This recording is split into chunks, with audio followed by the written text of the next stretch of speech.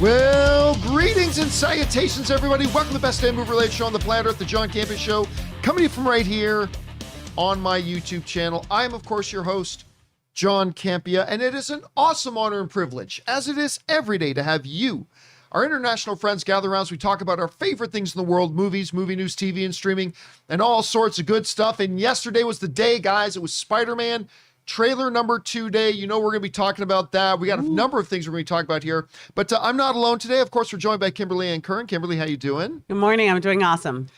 Awesome. And of course, joining you guys in the live chat. For those of you guys watching live right now, there's already a whole ton of you in there. Ray Orr is going to be in the live chat with you guys today. What's up, Ray, everybody? How you doing? All right. Quick question. How did you like the trailer? I liked it. Oh, I liked it. It sounds like there's some story there. Okay. We'll talk about that more when we get to it. Anyway, guys, it is great and wonderful to have you here. And here's how today's show is going to go. We break the show up into 2 parts. In the first half of the show, we take some predetermined topics. In the second half of the show, we take your live comments and questions. Now, if you've got a comment or an observation or an opinion, not a question, a comment, observation, or opinion that you'd like us to read out on the show, and you're watching live right now, you can use the super chat feature in YouTube, and you can put in that observation, comment, or opinion that you want to put in there. If you have a question for the show, simply go down into the description of this video and you'll see a tip link. Just click on that there, or you can enter it in manually 24/7, doesn't matter when, at www.streamelements.com/movieblogtv/tip. You'll be getting your question read on this show or an upcoming companion video if we deem your comment or question appropriate and applicable for our show, of course. And most importantly, you'll be supporting the channel at the same time. And all of us involved at the John Campea Show, thank you guys so very much for your support. And a little bit of housekeeping, of course. If you guys need your daily fix of the John Campea Show, but you can't be in front of a YouTube video, maybe you're commuting, you're at the gym, maybe you're at work, good news. There is an audio-only version of this show called the John Campea Show podcast that you can go and find on your favorite podcasting app of choice. Just search for the John Campea Show podcast. Subscribe to it today so it'll be there when you need it. Okay, guys. With all that down and out of the way, we've got a couple of off-the-tops to talk about here. And the first one is this. You know, a little bit ago, Pixar released a teaser trailer for one of their upcoming films called Turning Red. And it was especially cool to me because it was the director, I can't remember the director's name, but she's a good Canadian girl, and she directed that little short film. You remember that short film they did, guys, called Bow? Yeah. Wasn't that cute? Is it Domishi? With the dumpling about the mother-son relationship. What's her name again? Domishi? Yes, something along those lines. Yes, thank you. And it is absolutely adorable and precious, and I loved Bow. So then they were doing this, and I thought the first teaser was kind of cute. Well, now they've put out a full trailer for it that came out this morning. And I thought it was pure charm. Pure charm. You look pretty happy about it. Oh, I loved it. They captured like girls in middle school so well with the giggling and the attitude and the humor. I'm so excited for this. It was so charming. I mean, that's the word for it. It was absolutely charming. It was cute. I think the story sounds great. It reminds me very much of Teen Wolf. Like really, when you followed like this kid realizes they turn to this creature, find out it's passed down through the family. So there's a little bit of Teen Wolfism in there. But I thought the dynamic with the girl herself, the dynamic with her friends, I mean, it's got that, is that NSYNC? And you know what? NSYNC all day, baby. It's gonna be my... I mean, you have to understand, my wife, Anne, was, Ray, you can testify to this. She's major NSYNC fan. So she's watching this trailer. She goes, that was basically me and Jaylyn in school because it was basically like doing that sort of thing. So that got her all excited. I thought this looked, again, the word that kind of epitomized the whole thing to me was charm. It was absolutely charming. Pixar, I mean, people look at me kind of crazy when I say that I really think that Pixar is not just the best animation studio in the business. I think they're the best studio, period. Wow. Like because when you look at their films, I think there was a stretch of 5 years in a row, going back a number of years, where like for 5 years in a row, like the number one critically rated films of the year were all Pixar films for like 5 years in a row, something like that.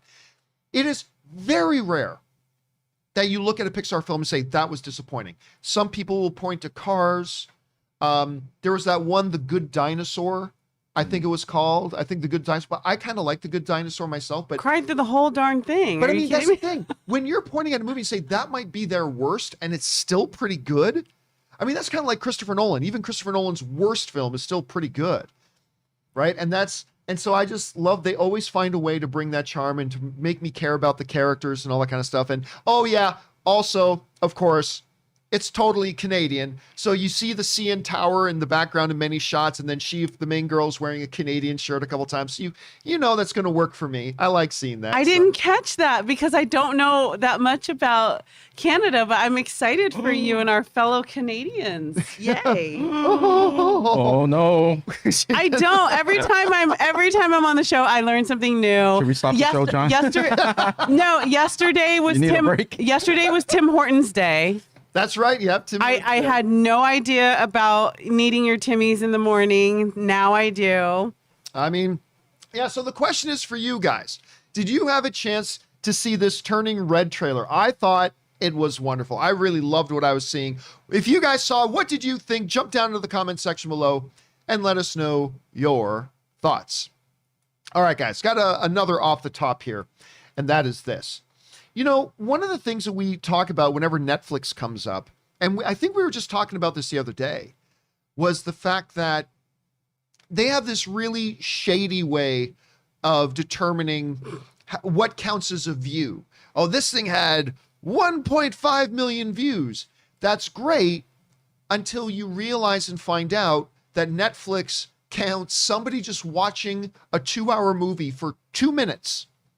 As long as they watch it for 2 minutes, they count that as a view, which, I mean, all of us think is absolutely stupid. Now, I don't think there's a perfect way to measure it. I don't know that there is a perfect way to measure it, but I do know that 2 minutes and counting that as a view is kind of shady sketch. And not very accurate. Very accurate at all. Well, apparently now Netflix is trying something new where they are kind of now going to be measuring it by hours viewed. And they're actually launching a new website called the Netflix Top 10 that's broken into 4 categories. 2 English-speaking categories, 2 international categories. This comes to us from our friends over at Joe Blow, who write the following. Netflix has been notoriously private when it comes to its viewing data, but the company recently announced that it would be changing how it reports that data. Each Netflix user can see a top 10 list when they fire up the app, which tells them what's the most popular films and shows on Netflix that week are. But Netflix has now launched a new top 10 website which shows the top titles in more than 90 countries broken into 4 categories. All right, so here are the categories. Film English, TV English, film non-English, and TV non-English. And previously, Netflix counted anyone who watched at least 2 minutes of any given program as a view, but they've now changed that to reflect total weekly viewing hours instead. Total weekly viewing hours instead. Now, it's kind of funny because one of the key YouTube, if you use YouTube very much, you'll notice that one of the first things it shows you is how many hours people have watched your programming, how many hours people have watched your videos. And they also give you a separate number for views, but then they go by hours. So this is interesting for Netflix Top 10. I still don't like, I'll be honest with you, I don't like the idea of breaking it into hours, because that in and of itself can be fairly misleading. Again, what if you have a 2-hour movie, 50 people watch it for 5 minutes? Well, that counts as X number of hours, whereas one other person watches 2 hours of it. So they weren't specific in the actual breakdown of the 60 minutes. Yeah, exactly. Is it from per? I think it counts every second. Per viewer? No, they're not just total number of hours viewed, not what is the average per viewer watch time and stuff like that. But now listen, I confess and I agree that I don't think there is a definitive perfect measurement system for Netflix. I don't think there's a perfect one, but what I think would be a much better one is a ratio. Instead of saying 2 minutes for like a 2-hour movie, say it triggers as a view when 30% of the content was watched. So if you have a 30-minute episode of something and somebody watches 10 full minutes, I'm like, okay, count that as a view. All right. But for a 2-hour movie, no, 10 minutes doesn't cut it. For a 2-hour, what's 1/3? 40 minutes? Yeah, 40 minutes would be 1/3 of 2 hours. So count, if you're going to count a view for a 2-hour movie, somebody's going to watch 40 minutes of it. So I think they should do a percentage ratio. I don't know. How do you think they should count views?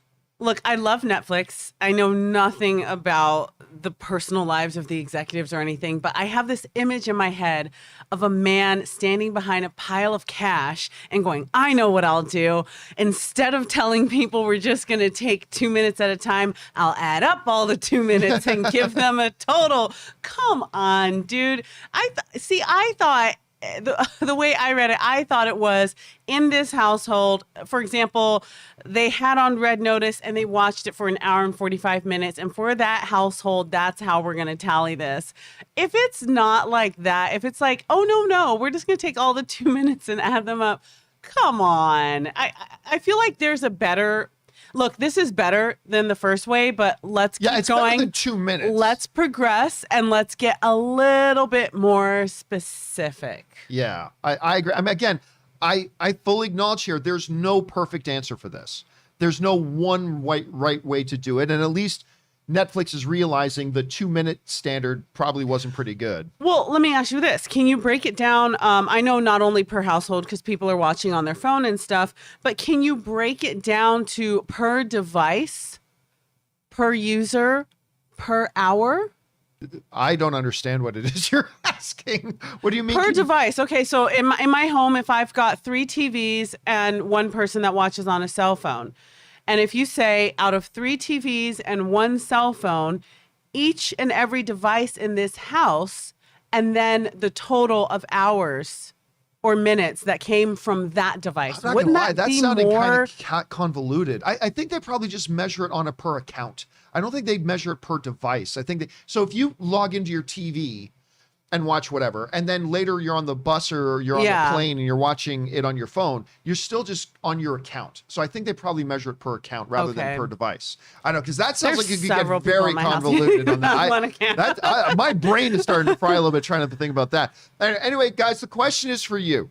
I think we all agree the 2 minutes counts as a view thing was probably not the best way to measure viewership for a major streaming network, but what do you think about this new way? Do you like the per hour basis? Do you have a different idea for that? Whatever you guys think about it, jump down into the comment section below and let us know your thoughts. Okay, guys. With that down, let's do one last off the top. And that one is this. We're going to be speaking a lot about Spider-Man today. Surprise, surprise, with the trailer dropping last night. But I thought there was something pretty interesting that kind of came out a little bit earlier this morning that I was reading in an interview with Tom Holland. Now, Tom Holland is a great Spider-Man. I have loved every single person that has played Spider-Man. And I'm really lucky that way. I love Tobey Maguire. I loved Andrew Garfield as Spider-Man, and I love Tom Holland as Spider-Man. Everybody likes to play. I like this one more than the other, and that's fine. There's nothing wrong with that. But I'll just say I love all three of them. I think we've been very lucky. As movie fans, I think we have been very, very lucky that every single one of the people they've gotten to play Spider-Man has been really good. At least I think so. Has been really good. And Tom Holland has the advantage that unlike Tobey Maguire, and more so than Andrew Garfield, he looks 16. He looks 17. More than any of them. You would never know this dude is 25 years old. You'd never guess that he was 25 years old. I don't think you'd guess he's 25 years old by looking at him. He can play Spider-Man for a long time. He really can. And by the way, as each year goes by, we don't expect we don't expect Peter to still be in high school. Right? After all the years pass, he's going to have to move on to college. But apparently, Holland is wondering if maybe he should be looking and thinking about moving on. This comes from some folks over at IndieWire who are saying basically in an interview, Tom Holland is saying, hey, if I'm still playing Peter Parker at 30, which is only 5 years from now, he says, I'm doing something wrong. I'm doing something wrong. Let me see if I can find the actual quote here. Okay, let's go back down here. Under this paragraph here, he says this, maybe it's time for me to move on, Holland recently told GQ magazine. Maybe what's best for Spider-Man is that they do a Miles Morales film. I have to take Peter Parker into account as well because he is an important part of my life. If I'm playing Spider-Man after I'm 30, I've done something wrong. And that, of course, comes to us from him. Now, what's also pretty interesting is in this same article here, they talk about a thing with Amy Pascal where it says this. So even if Holland is already eyeing life after Spider-Man, Sony sure as hell does not want to let him go. As Spider-Man producer and former Sony boss Amy Pascal told GQ, I have talked to him about doing like 100 movies more of these films. I am never going to make a Spider-Man movie without him. Are you kidding me? I am never going to make a Spider-Man movie without him. Are you kidding me? All right. So there's a couple of thoughts here. Number one, I don't think Tom Holland at all is eyeing his end of run of Spider-Man. I don't think he is even in the least thinking about when the end of his run of Spider-Man is. I think he and the studios have already long ago worked out what the future of his Spider-Man is after No Way Home. Whether that's in the MCU, whether that's moving him over to Sony, whatever it ends up being, I believe those conversations have happened well over a year ago, maybe 2 years ago or whatever. I think that's all set. When Amy Pascal is saying, yeah, I've already talked to him about doing like 100 more of these things. He's not going anywhere. He's not going anywhere. So it does bring up an interesting question, though, about, well, when an actor reaches a certain age, should they move on from it? And I only think that's true if in the case of Spider-Man, if one of the things about Spider-Man was he was like Sprite in Eternals, where one of the things about getting bitten with the radioactive spider is that he can't age anymore. Okay. Well, if that's the case, at some point, Tom Holland, like what's the guy's name who played Angel? Something Borealis? Or what's David Borealis. Thank you, Ray. Ray with all the knowledge. Oh, David Borealis, right? I get it. Somebody was talking to him, and I cannot remember the name of the actor. Guys in the live chat, help me out here. The name of the actor who played Spike in Buffy the Vampire Slayer. And he was just one of the parents in Runaways on Hulu. And I'm trying to remember his name, but you guys, everybody's getting Dave. James Marsters. All right, Ray Ricks was the first one put in Jay Marsters. So I've heard both David and James Marsters talk about this when they bring up the idea of doing a Buffy reboot or whatever. And both of them said the same thing. So Angel and Spike are supposed to be vampires that don't age. And while we look pretty damn good, we don't look the way we looked when we were in Buffy the Vampire Slayer. So if they were going to say that about Peter, that he wasn't aging, sure, at some point Tom Holland needs to move on. But why not have we as the audience go along this life journey with Peter Parker? We were there with him through high school. We'll be there with him as he goes to college. We'll be there with him as he leaves college and starts his career and all that kind of stuff. And Tom Holland is the right age to do that. And he's got the looks for it. So number one, I don't think he is at all serious about this. Number two, I don't think he should be serious about this because I think he can play Spider-Man, whether it's in the MCU or in the Sonyverse, whatever it ends up being, for a long time. Kim, let me ask you. Number one, do you think he's being serious, that he's actually thinking about it's time to hang up being Spider-Man? And do you think he should be talking about whether it's time to hang up being Spider-Man? What do you think? Yes and yes. Really? Yes, because what makes the character so endearing is their personal passion for it. And when you lose that passion for the character, it doesn't matter what's on the script, we can feel it. And so I think as an actor, it's one thing to just be like, oh, I just want to be famous. But if you're an actor, you want to challenge yourself. You want meatier roles. Like a lot of times you'll see Disney stars or something go dark, other than Zendaya. I think, Zendaya. I mean, look at what her career has done.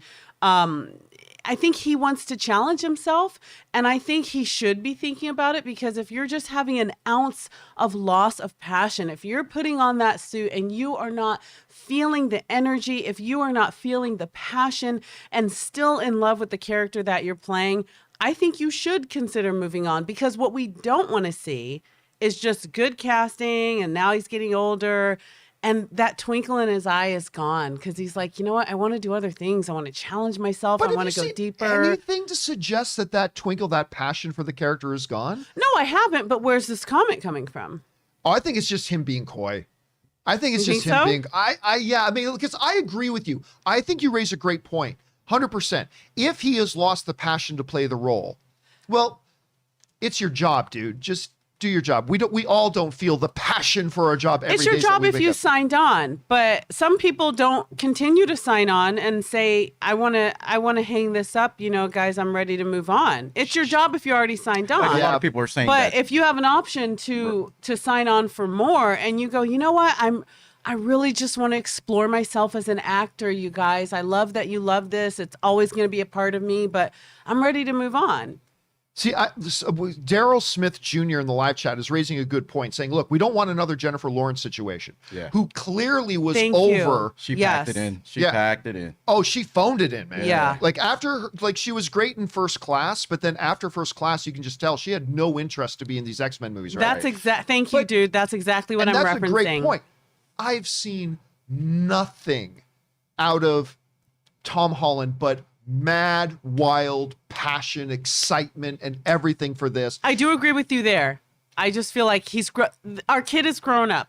Our little Peter's grown up, and we got to let him do that and see where his passion goes. I just don't think he's at all being serious. You know, we were hearing the same thing about Daniel Craig in the last 007, I think. People were saying the same thing, but the last movie came out, and people are saying it's really good, so... Well, see, the thing about the Daniel Craig one, that was interesting because he was saying, like, somebody took comments that he made completely out of context. So he said, like the thought about doing another, after Spectre, he said, the thought about doing another Bond movie right now to me is like chewing on broken glass or something like that. But what people took that meant, well, he never wants to do Bond again. It's like, no, what he was really saying was he had just gone through this huge experience because you're traveling like 8 different countries, shooting this thing, blah, blah, blah. Right. And he was just finished. And he was saying in context, like the thought about doing another Bond film right now is like, I'd rather chew on glass. It's like coming out of the gym and saying the thought about going to the gym again tomorrow is like chewing on glass, but tomorrow you'll feel different, right?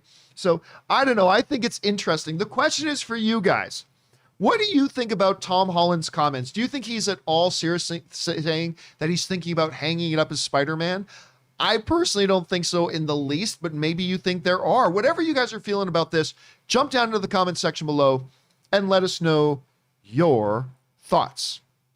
All right, guys. With that down, let's move into our main topics today. And today's a little bit different because it's going to be a long one, so we're only going to have one main topic today. But how do we select our main topics here in the John Campea Show? It's really simple. You see, you guys come up with our main topics. Whenever you come across a big topic, issue, or story that you guys feel we need to cover as a main topic here on the show, just go anytime 24/7 over to www.thejohncampeashow.com/contact. Once you guys get there, you're going to see a form. Fill it out with your topic or question. It's absolutely free. Hit submit, and then maybe, just maybe, you might see your submission featured as a main topic here on the John Campea Show. With that down, Kim, what is our first main topic today? All right, guys, our first main topic comes from Clifford Fawcett. He says, so the trailer is finally out, and lo and behold, no Andrew and no Toby. But also, I noticed no Willem Dafoe, no Thomas Hayden Church, and no Rhys Ifans. Yet the characters they portrayed are still presented. So will those actors be in the movie, or will this be another Red Skull situation where we saw the character, but the original actor Hugo Weaving did not portray him? All right. Thanks a lot for saying that in, Clifford. Number one, I don't think there's anything to worry about at all. A trailer is 2 minutes long. There's no need to put in the face of everybody. They showed us Electro is there. They showed us Sandman is there. Just because they don't, why would they have shown the actors? There's no point. I mean, this is just a trailer. They let us know they're there. So I don't think we're looking at another Hugo Weaving situation. Obviously, because somebody else played Red Skull in Infinity War. I don't think we're looking at that situation here. I think we're going to see them. It'll be fine. Maybe they will, maybe they won't, but I don't see any reason to believe otherwise because there's no need to show the actor in the trailer. I mean, you've only got a very, very small number of seconds that you can work with your trailer. Do you want to take away a few of those seconds from Doctor Strange? Do you want to take away a few of those precious seconds from Ned or from Peter so you can just slide in a pointless shot of Thomas Hayden Church going, hi, I'm here? Like, I mean, it's just not really necessary. So I'm not going to worry about that, but who knows? We'll see what happens when the movie comes out. You guys remember, you guys remember this image? Let me see if I can get in on this. You remember this image here? Remember this? Mm-hmm. Big surprises. Big surprises. Right there. Trailer launch fan event with big surprises. There weren't any big surprises. Oh. Except for big surprises from me and maybe a lot of other you guys as to what wasn't there. Like if there was any big surprises, it's like, okay, Doc Ock's there. Yeah, we knew that from the last trailer. Okay, Goblin's there. Okay, you kind of implied that in the last trailer. Okay, yeah, he's talking to Doctor Strange. Yeah, well, we knew that. So big surprises on the poster. Okay, not really any big surprises there, at least as far as what was, but surprises as to what wasn't. As a matter of fact, I hate doing this to ourselves, guys, but we're going to jump back and look at that little game we played yesterday. Oh, We're going to look at the odds. big L's. The big L's we all took on our guesses and predictions and percentages of what we thought was going to happen in this trailer. Man. So let's go back and You visit took that down. I didn't know you were. We should have put some money on it, man. I came to collect. You should have shared that on okay. Google Drive. So let's look at this first. So as far as who's in the trailer, right? As far as who is in the trailer, who won't be in the trailer. Oh my gosh, look at the first. We number one. Okay, so first, Doc Ock. Okay. All right. That's a given. Obviously, that was a given. Like we all said 100%, 100%, 99.9%. We were all certain he was going to be there. Absolutely, he was. Okay, so obviously, no doubt. That was that. Then Electro. Obviously, I mean, Ray still just came in on the right side. That's why I did it that way. Ray came in just on I the didn't right want to side. lose all the way. So just on the right side of things. So 85%, 90%, 51%. Okay, so like all there. Goblin, I actually went under 50. I went under 50. Now, I was still pretty high at 49, but I was under 50 on that. Kim, you were down at 30. Ray was at 49. Yeah, we all took the L there. And we'll do. I mean, we weren't way off. We'll give ourselves some credit here, but still, we did go under 50 on this that. next one, I think I took. Sandman. Again, we were all, up there. I mean, Ray went under 50, but I was 65%. Kim was 80%. Sure enough, we absolutely got him there. Oh, and here we go. And my W, only baby. Ray. My W. This win makes me the most credible source in the film industry. Thank you. That's it. That's all we need. We don't need to go over the rest. We don't have to look at any other numbers. So Lizard, I said 25%. Yeah, he was there. Kim, you went 40%, so you were also under, but you were closer than me. Ray is the only one who takes the win on this one. Yep. Ray went over 50%. Just frame that. Just take that frame shot and frame it up. Okay, so that was Lizard. But here we get. Here we go. Here's the big. Toby and Andrew. Now look, I'm going to take comfort in the knowledge that I was not the only one in this world that really thought, number one, we would, and number two, we should see Toby and Andrew in this. So I went 90 and 90. Ray got a lot closer than me. Actually, Ray went he went under the 50%, so he was 49. And Kim, you said 0. Yep. Give my money. That one. She got that. Give my money. So That's Kim went 0 on it. I told you. Now, I'm going to bring up something a little bit that might dispute that whether or not they were in this trailer. Oh, just accept defeat. No. We'll talk about that. We'll get to that in a second. I have something. Don't you tell me to accept defeat. You were pointing this out too before we started the show. You yourself were pointing this out before we started. I just kidding. You don't know it. You just lost. First of all, Okay. You just don't know it yet. Slowly, as the show goes on, you will slowly feel that losing feeling inside No. for no reason. But we were all. I mean, I called 90%. I would have put $10 on it. You could have said, and I would have bet you taken $10, your cash. and I would have been handing over $10 to you on this. But you, Ray, you get 49, so you get the win on this too. Venom. I really thought we were going to see Venom. We took the L on there. I definitely forgot. took an L. 90 and 69, just because Ray wanted to say 69. Yeah. And the chat was telling me to, and I had to put it in there. Oh my god. so now you're blaming the chat. No, they wanted me to say 69, so I had to do it on one of You're them. all Ray is a man of the people. So we all took, Venom, no Venom. It should have been 6.9. I should have said 6.9. Morbius, Ray. Of course. Ray takes the 0 on Morbius, and he was right. Yep. He was right. I mean, did we look closely? Did we see a little bat somewhere within the thunder and the sand? Don't laugh. I Campea this. had some people writing to me last night saying in this one scene where you see Spider-Man in the black outfit, there's some bushes, and a couple of people write saying, I can swear somebody's in those bushes. What if it's Morbius? But you know what? No, I'm not. That's a stretch for me. I'll say we'll take the Might L be on that. homeless Morbius. one. That's not real Morbius. That's someone who's just had an unfortunate life. Sunlight. Okay, so, but Ray took the goose egg on that, so Ray was right. Michael Keaton. Ray said 65%. Oh yeah, there we go. I thought there was a chance, but so we went under 50. I said 26. Kim said 30. So there we go. Craven the Hunter. All of us went under 50. I thought there was a chance, so I gave it 45. I totally did. Still took under 50. You took 40, so you thought the same. Ray's the one who took the goose egg, so we were all coming. Will probably be in the next phase of the Spider-Man. Yeah, we'll probably. They're Yeah. probably saving him. So Ray was the most correct. Then we got Daredevil. All of us went on the no side. I said 18%. Kim said 25. Ray took the goose egg. You know, I had a question about that. Where is this Daredevil? These rumors starting from? How the does he rumor even started fit in over a year ago. How does he even fit in this whole? Well, it's the whole thing with Netflix, and the way the rumors started like a year and a half ago was the fact that now that this is how it started. Now that Peter has been outed as being Spider-Man, he's going to need a lawyer. Oh, okay. And that's where the whole thing started from. And then there has been a lot of reports over the last year. And so that's kind of where that came from originally. All right. Then we had Mysterio.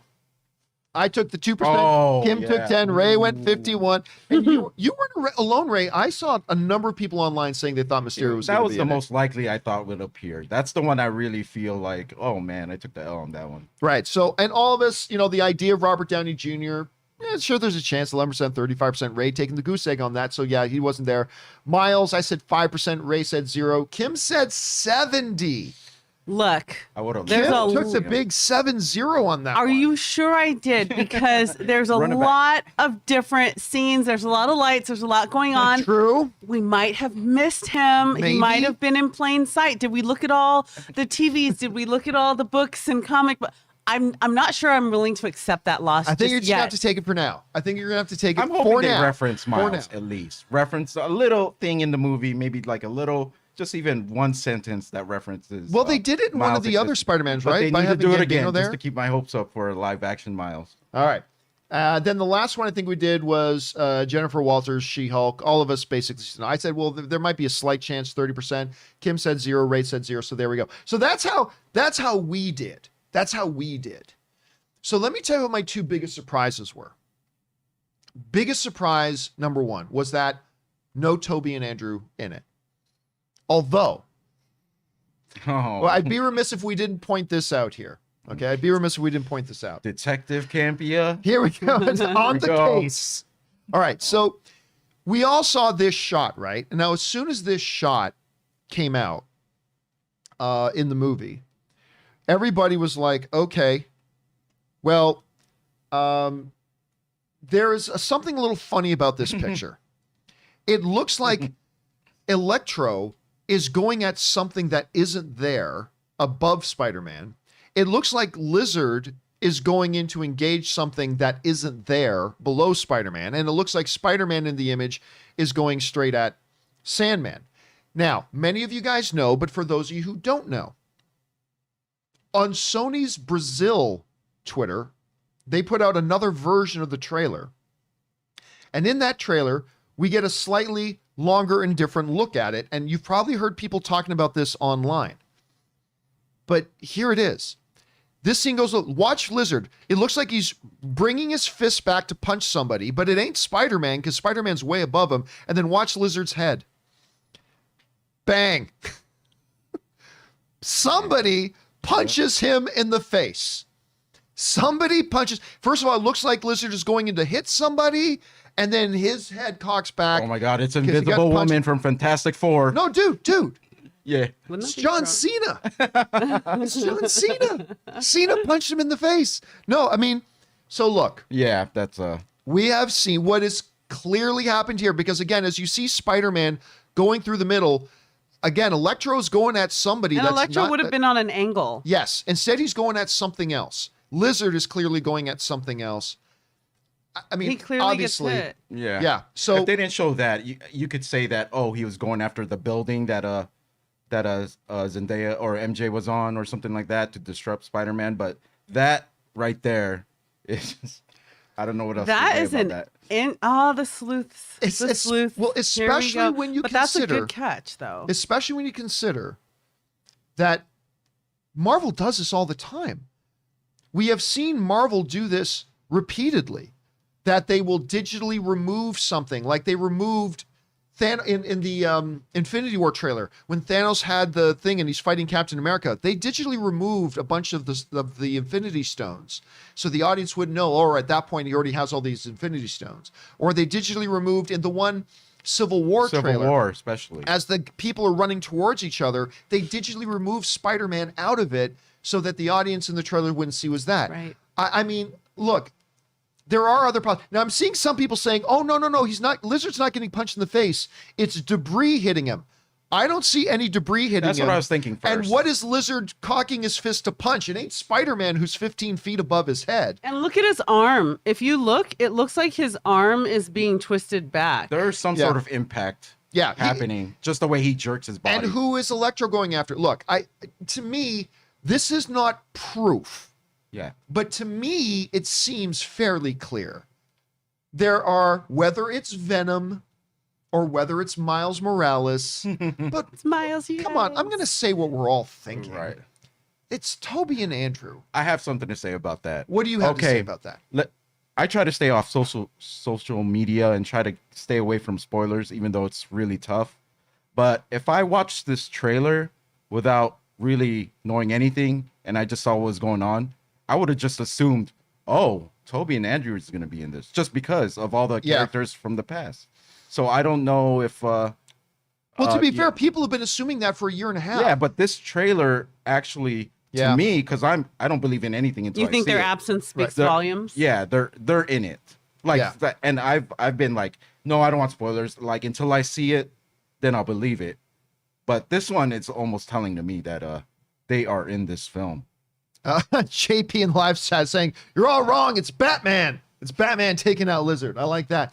But yeah, so I mean, to me, it looks fairly clear that this is... Now, I'm going to tell you the second thing that surprised me. The thing that surprised me, number one, was that there was no Toby and Andrew. At least, that they didn't digitally remove. So that's the first thing that surprised me. The second thing that surprised me was, I have been insistent that when they drop this trailer, it's going to end with tickets on sale now. And Toby and Andrew will have been in the trailer and they will sell all the tickets, not some of the tickets, not a lot of tickets. They will sell all the tickets. So not only were Toby and Andrew not in this trailer, but it didn't end with tickets on sale now. It ends with tickets go on sale November 29th. So I'm going to throw out a wild theory here, guys. Wild theory. We're getting another trailer in less than 2 weeks. Yes. I really think that. I think we're going to get another trailer in 2 weeks, which is not unusual for either Sony or Marvel. Sony and Marvel many times have released multiple trailers within weeks of each other. This would not be new. A trailer or like one of those first look kind of features? Like I think trailer. Like a third Okay. final I trailer. think they're going to put out third trailer because generally speaking, 3 trailers is the sweet spot for most movies. Most movies will do the 3 trailers thing, right? So I think we are going to get a third and final trailer. I'm just going to dig myself into this hole. Yeah, dig it. There's going to be Let's dig this hole. Shovel 1. Here we There's going to go. be another trailer. Shovel 2. It will have Andrew and Toby in Uh-oh. it. Shovel 3. That one will end with tickets on sale now. I just think, look, Marvel knows that formula works. that you put out the last We're gonna big go trailer. through this all You will over find a again way- in 2 weeks. Yeah, You will find a way out of this grave. They will. They will. Marvel has done this before. They've had huge success. They put out their final trailer with the words tickets on sale now. Now, granted, this is a Sony distribution, but I think they're going to take the lead from this. There's only been 2 trailers, and I still firmly believe, because look, I still think this. You put out this movie without having shown Toby and Andrew in the trailers. While there's a lot of us fans who follow all the inside information, and there's probably a lot of fans who would be like, hey, it would be even better if they didn't put them in the trailer. I get that. But the reality is they are leaving $30 to $40 million on the table opening weekend if they don't put them in the trailer. Whatever this movie makes opening weekend, it would have made $30 to $40 million more if they had had Toby and Andrew in the trailers. Of that, I have zero doubt. Zero doubt. I feel 100% confident about that. So I am going to be shocked. Well, I'm already shocked that they didn't have them in last night, but I am going to be shocked if, number one, they don't have another trailer on the 29th, which I do believe they will. So on the 29th, then, the same day the tickets. Okay. Yeah, I think they will release a trailer on the 29th, end it with tickets on sale now, and I think Toby and Andrew will be in it. But John, didn't you just say this week that you thought Toby and Andrew would be in the one last night? Yes, I did, and I was clearly dead wrong. Also, I'm taking my sick day on the 29th, so I won't be here for that storm, just in case they don't drop. That would be the 30th. You need to say it would be the day 30th. later. The 30th. So, yeah, and I want to give you one more wild theory about this trailer. Okay? Only one? Why? Okay, maybe several wild theories. Several times, let me make sure I get this on the right spot. Several times in the trailer last night, we got to look at Peter in the black Spider-Man outfit, right? Yeah. Mm-hmm. That's Stephen Strange in a Spider-Man costume. I have nothing to back that up with. I have nothing to back that up with. You know what? I would agree And with you. just blew my mind. I would right agree there. with you on that. Yep. Would you? I think, especially since in the trailer, they set up the conflict that Strange thinks we've got to send these guys back to die. And I think he's probably trying, it looks like, especially in this scene with Electro here, it looks like he's trying to lure Electro out. So like he's standing there with his back to Electro. Electro races in the air, but he knows he's there because he brings up the fist. You see Doctor Strange. Now we've all been assuming, myself as well, we've all been assuming that Strange gives Spider-Man some magical properties or whatever, maybe some magical devices that he can use to protect himself against these guys. But I'm just going to throw it out there, wild theory. Look, let me be clear. If I had to put $5 on it, I would say it's Peter in the costume. If I had to put money on it, I'm going to say it's Peter in the costume. But I think there's a chance here that that's actually Stephen Strange in the costume. I think there is a chance. I'm just saying there's a chance. That's an interesting observation. I mean, so I never thought about that. I actually didn't think about that. I thought the first thought that came to my mind was, oh, Steven's sharing the power. He's sharing the magic. But, So I don't know. We'll see. But let's take a look at this for a second here. Let's go over and take a look at this trailer a bit. As we bring it up, and I'm gonna mute it for sure. But as we look through this trailer again, I thought one of the cool things was when we saw Electro, he had the electrical arcs made the classic Electro kind of sign of it. So look, we were talking about this already, but it looks like, at any rate, that the basic idea here is that, number one, I think Doc Ock, because remember we were talking about this a while ago, it's like, well, if they pulled Doc Ock in from the end of Spider-Man 2, he had kind of redeemed himself at the end of that. It looks in this trailer to me like Peter befriends Doc Ock, that Doc Ock and him, I think the reason Peter really feels hesitant about wanting to send all these guys back to die is because I think he befriends Doc Ock. I think him and Doc Ock will have like that fight at the beginning, and then they'll become friends. I think we even see Electro and Doc Ock go at it at some point in the trailer. I think I might not be remembering that right. But yeah, so I think that's why I don't think we see Doc Ock at the end there, and that big, as Spider-Man's going towards Electro, Lizard, and Sandman.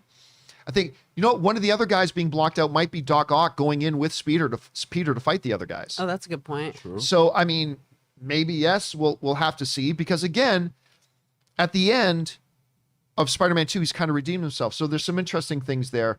But then I kind of think at that one big shot at the end, you've got Doctor Strange saying, they're all coming through. Mm-hmm. They're all coming through, and I can't stop them. I think that's where things are going to get bonkers. Because a lot of people are talking, oh, that's when the Spider-Men are going to come through. It could be a lot more than the Spider-Man. Remember, I've been theorizing that maybe we might even see some classic X-Men. That, I mean, I just think when he says they're all coming through and I can't stop it, I think that this could be the on your left moment from Endgame. This could totally be the on your left moment. We could have people coming through. We could see, listen, brothers and sisters, listen to me. I'm just saying, Linda. Could it be possible here that they're all coming through and one of the purple flashes of light happens and all of a sudden standing there looking confused is Wesley Snipes' blade? Could it be that a flash of purple light happens and the smoke clears and there in a classic X-wheeled wheelchair is Patrick Stewart as Professor Charles Xavier? Only for moments, but would that not be like an Endgame moment for this movie? Look, and then the end credits come up right there where they pause it. Oh my God! It'll just leave it open for them to do, what they need to do. Now, I see some people in live chat saying, John, manage expectations. These are not expectations. Remember, never let speculation become expectation. But speculating, I'll speculate till the cows come home. I never let I am guilty of, from time to time, letting my speculation become expectation. Just a few times. But I'm not letting it become expectation. I'm just saying, these are all possibilities when you look at the moments that Marvel has created, when you got him going, now they're all coming through and I can't stop them. I think things are about to go wild. I don't think you're wrong to feel that way. Really? Because if it's not all those specific things, I think that moment where he says that, I would put money for sure that is a moment where we are going to get something that's totally bonkers. That is a setup for an on your left moment. I totally agree with that. Now, what that is, I don't know. Because I don't think he's talking about just the few villains that we already saw. Because he's like, all. Yeah, I mean, and hey, listen, this could also include... Did they show Peter in that shot when he says that line? Did Peter look like beat up or did he look fresh? I mean, if he looked beat up, that could be the end, the end part. And that's where we see Venom coming through. Even if they did, no, that can't be when Venom comes through. Okay. The reason it can't be when Venom comes through is because we already know when Venom comes through, it's at the exact moment that Peter's doing the press or that J.K. Simmons is doing the Spider-Man is Peter Parker. You're talking about the end credit scene from Venom 2, right? Yeah, which I still haven't seen. So now you haven't seen Venom 2 yet? I haven't seen the whole thing. No. Oh, okay. I haven't seen the whole thing. Of course you haven't. But all I'm saying is I'm not saying we should expect any of this, but look, even consider this. You could see Luke Cage come through the thing. You could see Ben Affleck's Matt Murdock. Yes, please. Daredevil come through. I'm not saying that he will. I'm just saying the possibilities with them saying this is like anything multiverse where even Doc Ock and Electro are coming through. What's stopping then Wesley Snipes' blade? You would have to see Spider-Ham though. If that's going to happen, we got to get some Spider-Ham up in there. Yeah, again, so look, if I had to put money on this, do I think Wesley Snipes' blade is going to be there? No. If I had to put money on it, do I think Ben Affleck's Daredevil's coming through? No. If I had to put money on it, do I think Luke Cage is coming through? No. But are these now possibilities that are available to John Watts and Kevin Feige to throw in there? They're absolutely there and available for him to push those buttons if he wants to. And I'm only saying, in my best... Dumb and Dumber, there's a chance. That's all I'm saying. So you're saying there's a chance. I'm saying there's a chance. That's all I'm saying. I'm just saying there's a chance. That's it. Ray, I'm just curious. I know you said you liked it. Was there anything particular in this trailer that either surprised you for being there or you were really surprised for not being there?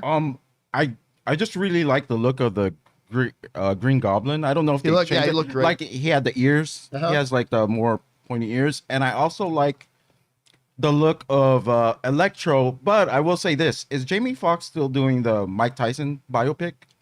Because Yes. he's looking a little. Yes. He's looking a little big right there. No, if you look at him, he's.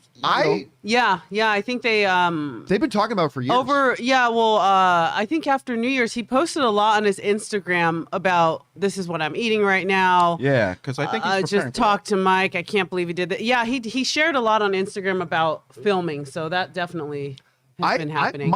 I'm guessing it's never going to happen. The Mike Tyson? They've been literally. I think I was at AMC when we first were talking about Jamie Foxx has signed up to play Mike Tyson, not at Collider. I was at AMC when that story first came out, I think, and they still haven't done it. And Jamie Foxx is just getting older. But he shared some stuff on Instagram that was like that day, yeah, I know he's been with the wanting to get hair into it, but I and don't with know. like this is what I'm eating And today. we're getting off I don't know. topic. Now we're talking about Mike. I'm getting Okay. us off topic. I'm Right. sorry. Breaking news: apologize. Mike Tyson will be in the multiverse, Yeah, coming played through. by Jamie Foxx. No. But I did like Jamie Foxx's look. I mean, it's better than the last Electro. Yeah, again, when the star arc kind of went around his head, it's like, oh well, there's classic Electro. So I don't know what stood out to you most, Kim, when you looked at either something that was there, something that wasn't there. Like, what was the thing once you watched the trailer for the first time and the trailer ended? What was the thing that was freshest on your mind, or your predominant thought after you saw it for the first time? MJ falling. Did that remind you a little bit of the Amazing Because Spider-Man 2 when It Emma totally Stone was falling? reminded me of that. It reminded me of when Gwen Stacy was falling in John Watts' version. But also, Tom Holland recently said something about the film, and he said, and I'm paraphrasing here, but he said, like, look, this is going to be a great film, but it's not like fun, lighthearted like Homecoming said it was gonna be dark. And I think he specifically said the word brutal. This is going to be brutal. And I think we might lose MJ, at least in one universe. Maybe. So that's the thing with the trailer that stuck with me. I wasn't like, oh, she's falling and he's going to catch him. I was like, oh, shoot, she's falling. What's going to happen? Because it's if so she dies, bonkers. could that open up the thing of him? That's why he's like, there's nothing left in this universe for me. Madness. And he goes over to the Sony where maybe there's another MJ. Maybe even Ned. Maybe even Ned. That totally Maybe his would whole be family it. sacrificed. But Ned wasn't falling. MJ was. And that's what stuck with me because I'm like, the stakes are so, because several times in the trailer, she's like falling and he catches, falling. And there's that really cool scene where they go right by that train or something. But for some reason, that really caught me because I was like, oh, I don't think this might end the way we think it's going to. But so All right, much well, in the air. Listen, I am sure we're going to talk more about the trailer a little bit later in the show because I'm sure a lot of you guys have probably fired in comments or questions about. So we will talk more about the Spider-Man trailer just a little bit. But for now, guys, what did you think about the Spider-Man trailer? What surprised you that was there? I'll be honest with you, nothing really surprised me about what was there. Big surprises. Big surprises. But what surprised you about what wasn't there? I was clearly shocked by a few things that weren't there. How did you guys feel about it? Jump down into the comment section below and let us know your thoughts. And again, we're probably going to be talking more about the Spider-Man trailer here in just a few minutes. But listen, guys, for now, we've reached that part of the show where there are a number of other things going on in the world of entertainment and movie news that we don't have time to discuss as main topics here in the show. But we want to just take a couple of minutes to get you caught up on some of those items so you know what's going on in the world of entertainment. So this is a little part of the show that we call news feed. So Kimberly, what topics are we talking about here today? All right, guys. So in the world of cryptocurrency, it's growing rapidly. However, as Biggie says, mo money, mo problems. And right now, Quentin Tarantino is finding himself in hot water as he's trying to get a piece of the cryptocurrency world action. The acclaimed director recently participated in a crypto art convention. I can't even keep up with crypto. Like, what are we doing? In New York, where he sold NFTs based on the screenplay for his hit, the 1994 hit Pulp Fiction. So for those of us like myself who I don't know what's going on with cryptocurrency, I have no idea. NFTs are non-fungible tokens. Still don't know what that means. But Variety says, but according to the suit, Tarantino did not consult beforehand with Miramax, which still owns the rights to the director's 1994 classic. Miramax's attorneys have sent a cease and desist letter seeking to block the sale, but that hasn't stopped Tarantino and his team from moving forward.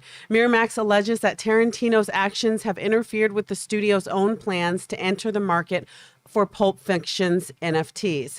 Now, Miramax attorney Bart Williams made a statement that this group chose to recklessly and greedily and intentionally disregard the agreement that Quentin signed instead of following the clear legal and ethical approach of simply communicating with Miramax about his proposed ideas. So hopefully they'll be able to work this out without it getting any uglier. I mean, listen, I hate to say it, but yeah, I know Quentin Tarantino is the mastermind behind the Pulp Fiction, but it doesn't belong to him.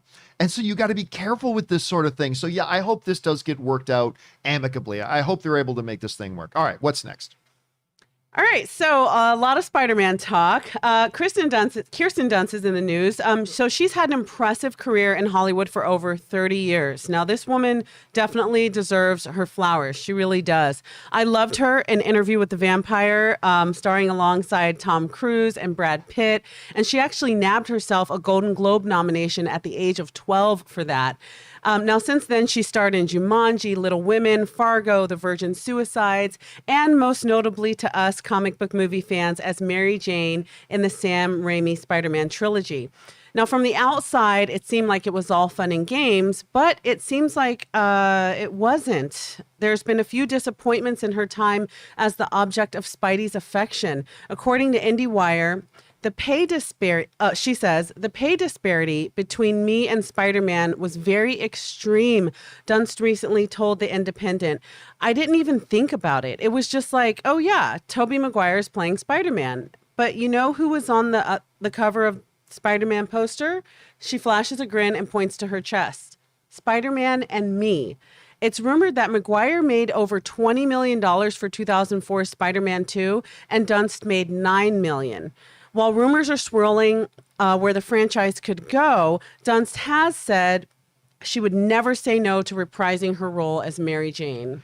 I mean, look, there has been and is a major problem in Hollywood about pay disparity. There is. But there are also times when it's like, yeah, but, you know, I've seen situations where there was a big star in a movie and a nowhere near as big of a star.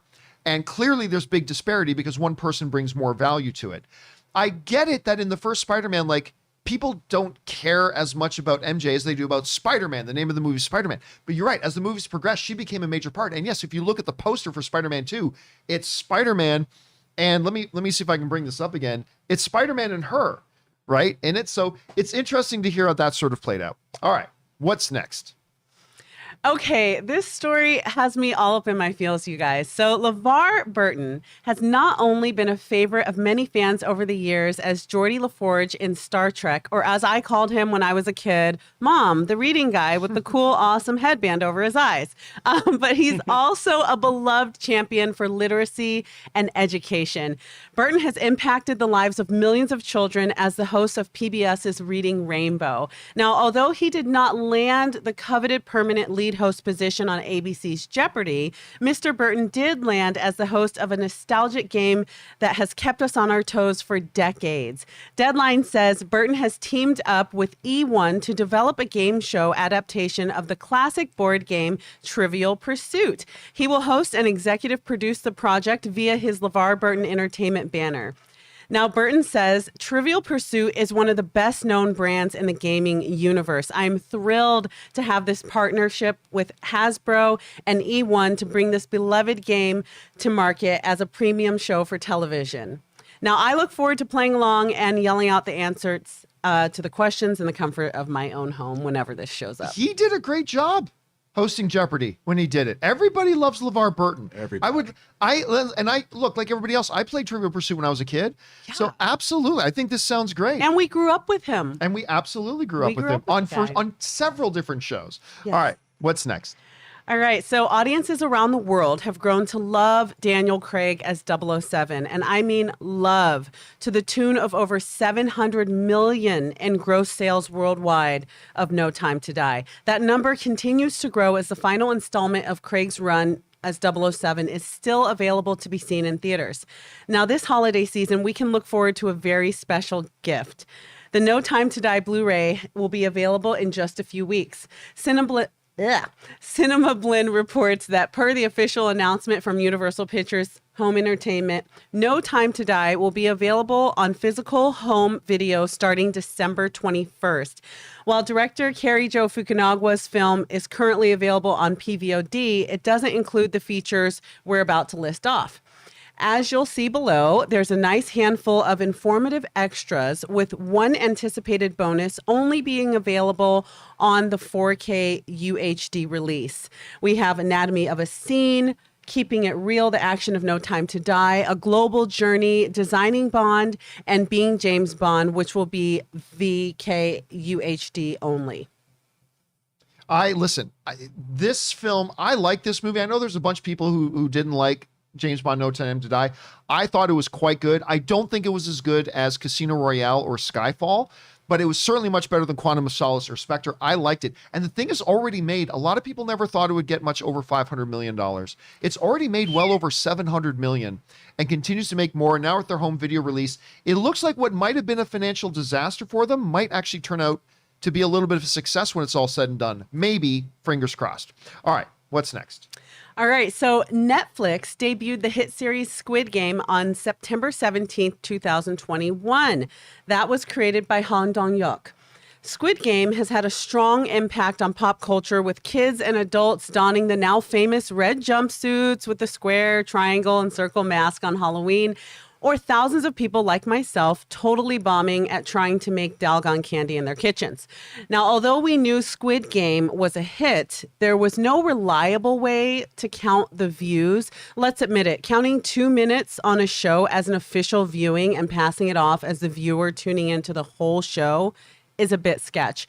However, we can now say with more accuracy that Squid Game is the #1 most watched show on Netflix. This comes from Variety. Squid Game pulled in a staggering 1.65 billion hours of viewing in 28 days following its September 17th premiere, according to Netflix. Okay, this is ridiculous. That's equivalent to more than 182,000 years in total. The overall viewing of the ultra-violent Korean drama in the first month is 2.6 times that of Netflix's biggest show, which was Shonda Rhimes' Bridgerton Season 1, which generated 625 million hours over its first 28 days of release. Now, the viewing measurement can be calculated by the total hours viewed over a specific period. This type of accuracy, the viewers might appreciate a little bit more.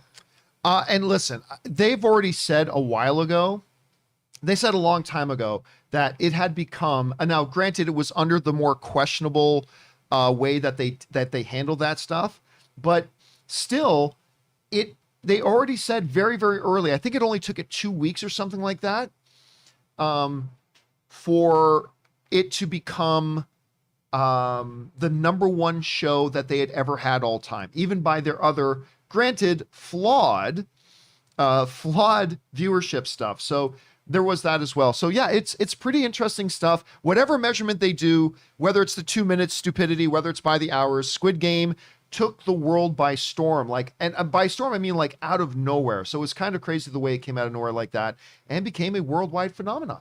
All right, guys. And that does it for our news feed of the day. Okay.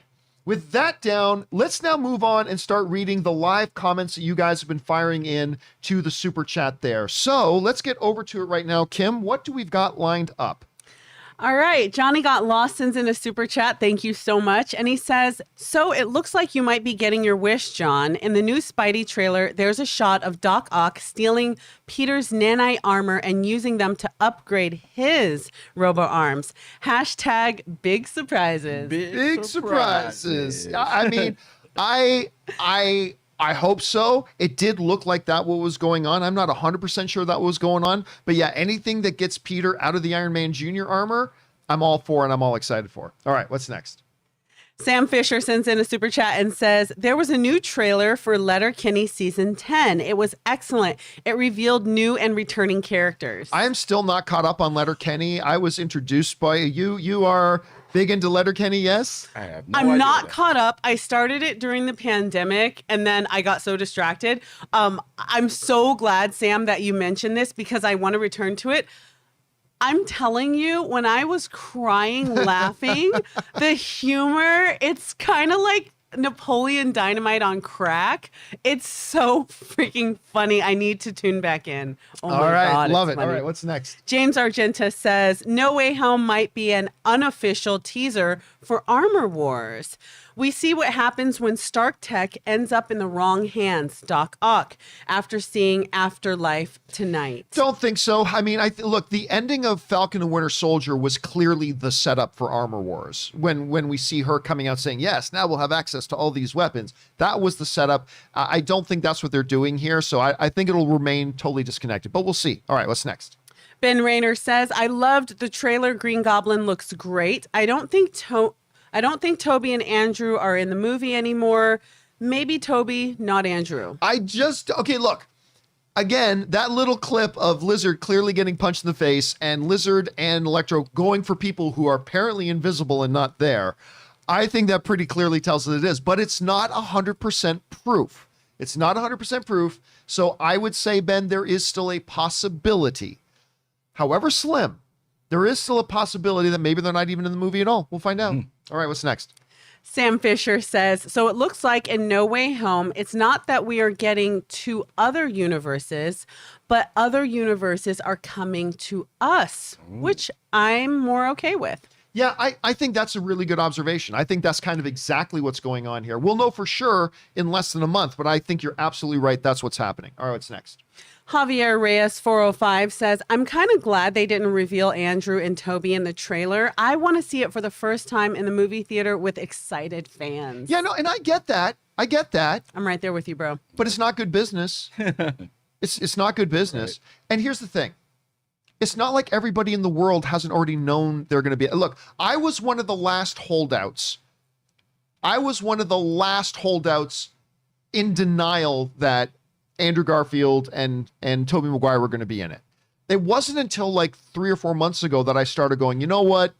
I think they're going to be in it now. But everybody else on the planet before that had clued in faster than me. And for like a year and a half now, I mean, over a year and a half ago, there were reports coming out on some of the trades saying, yeah, we can confirm we know that Tobey Maguire and Tobey Maguire and Andrew Garfield are going to be in this. And I was like one of the last holdouts. So it is number one, the worst kept secret in the business. Everybody knows already. And it's just bad business because you put them in the trailer, people are going to come out. Now, the one exception I'll say to that is this. If Tobey Maguire and Andrew Garfield are in like 5 minutes of this movie or less, then maybe putting them in the trailer would be deceptive marketing. Yeah. Leading people to believe that they're in a bunch of the movie, like they're co-starring in this movie. By the way, I have no idea if they're in 10 minutes of this movie, 15 minutes, 30 minutes, 2 minutes. I don't know. But so I will say, I think it is a dumb decision business-wise because I think they're leaving $30 or $40 million on the table. Unless they're in the movie and it's literally like for one scene. If that's the case, then it is probably the responsible thing to do by not putting them in because that could mislead the audience to thinking what they're doing. So that's the one thing I'll say about that. All right. What is next? All right. Detroit Dog says, John, did you see John Cena in the NWH trailer? In the No Way Home trailer? Yeah, that's him. That's the invisible John Cena. You can't see him. Yeah. I was thinking that same thing too, Detroit Dog. All right, what's next? A. Marcellus. Sorry, guys. That was kind of funny. A. Marcellus says, even if Maguire and Garfield don't appear, and that is a big IF, having Molina, Defoe, and Fox interact with each other will be cool enough.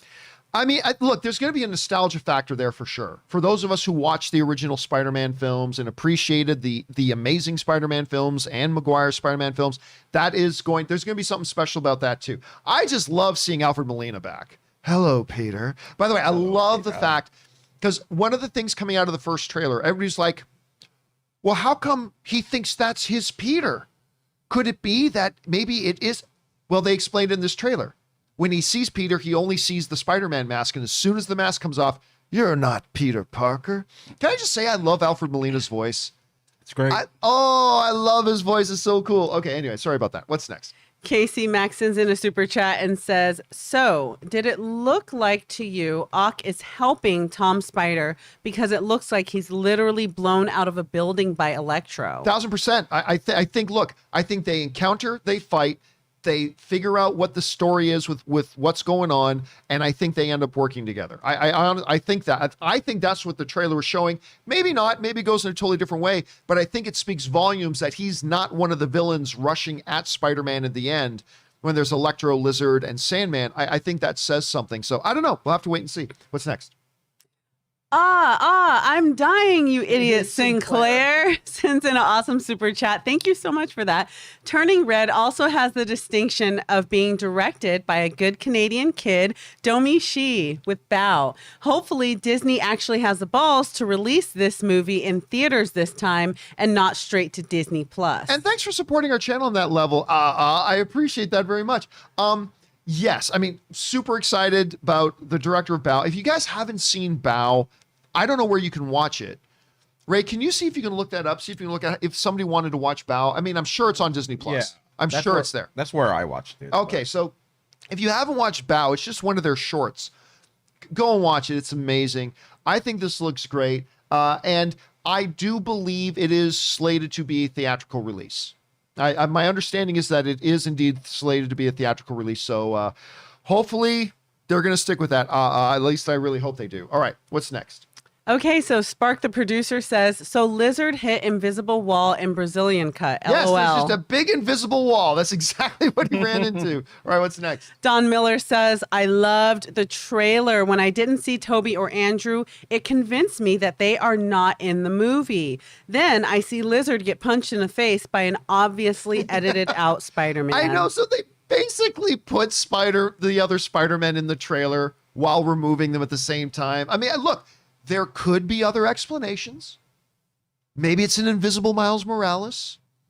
Maybe it's just Venom because he's all black from head to toe. He's blending in with the background. You know That's not what happened. It could be Doc Ock too, like you were saying. It could be Doc Ock. Because like with all the movement and jerking and looking around, it could be all his arms, like hitting him from different directions. Who knows? And they're just trying not to show us that Right. Doc Ock joins up with Right. Peter at the end. It's a possibility. Did this cross your mind? I don't know, because this would be a crazy crossover, but I first thought of Ant-Man.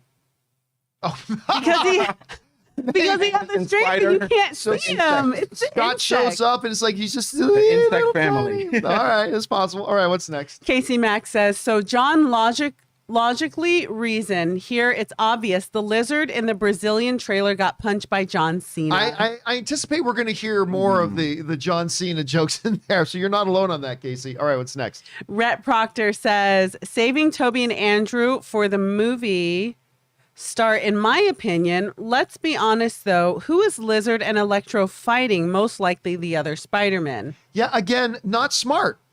It's not smart. They are literally going to be leaving again, unless they're that's like the only scene they're in which case you don't want to mislead the audience to make them feel like these guys are going to be in more of the movie than they are.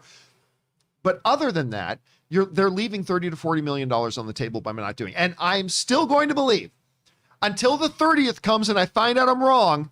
I still believe, 1, there's going to be a new trailer on the 29th. 2, it will have Andrew and Toby. And 3, it will end with tickets on sale now. I'm starting to feel really sad right now because I'm starting to think. I'm starting to think that what you just said is right. They're not in the movie that long. Yeah. Like I'm starting to feel that I'm getting this sinking feeling that that's the case with this film. We'll see. I mean, and look, it's not their movie, right? Yeah, I mean, right. This is supposed to be Tom Holland's movie. I mean, if they pop it for a quick cameo, I still think this is going to make people happy. It's nice to see them again if they are in the movie in the Spider-Man suits. I agree. All right, what's next?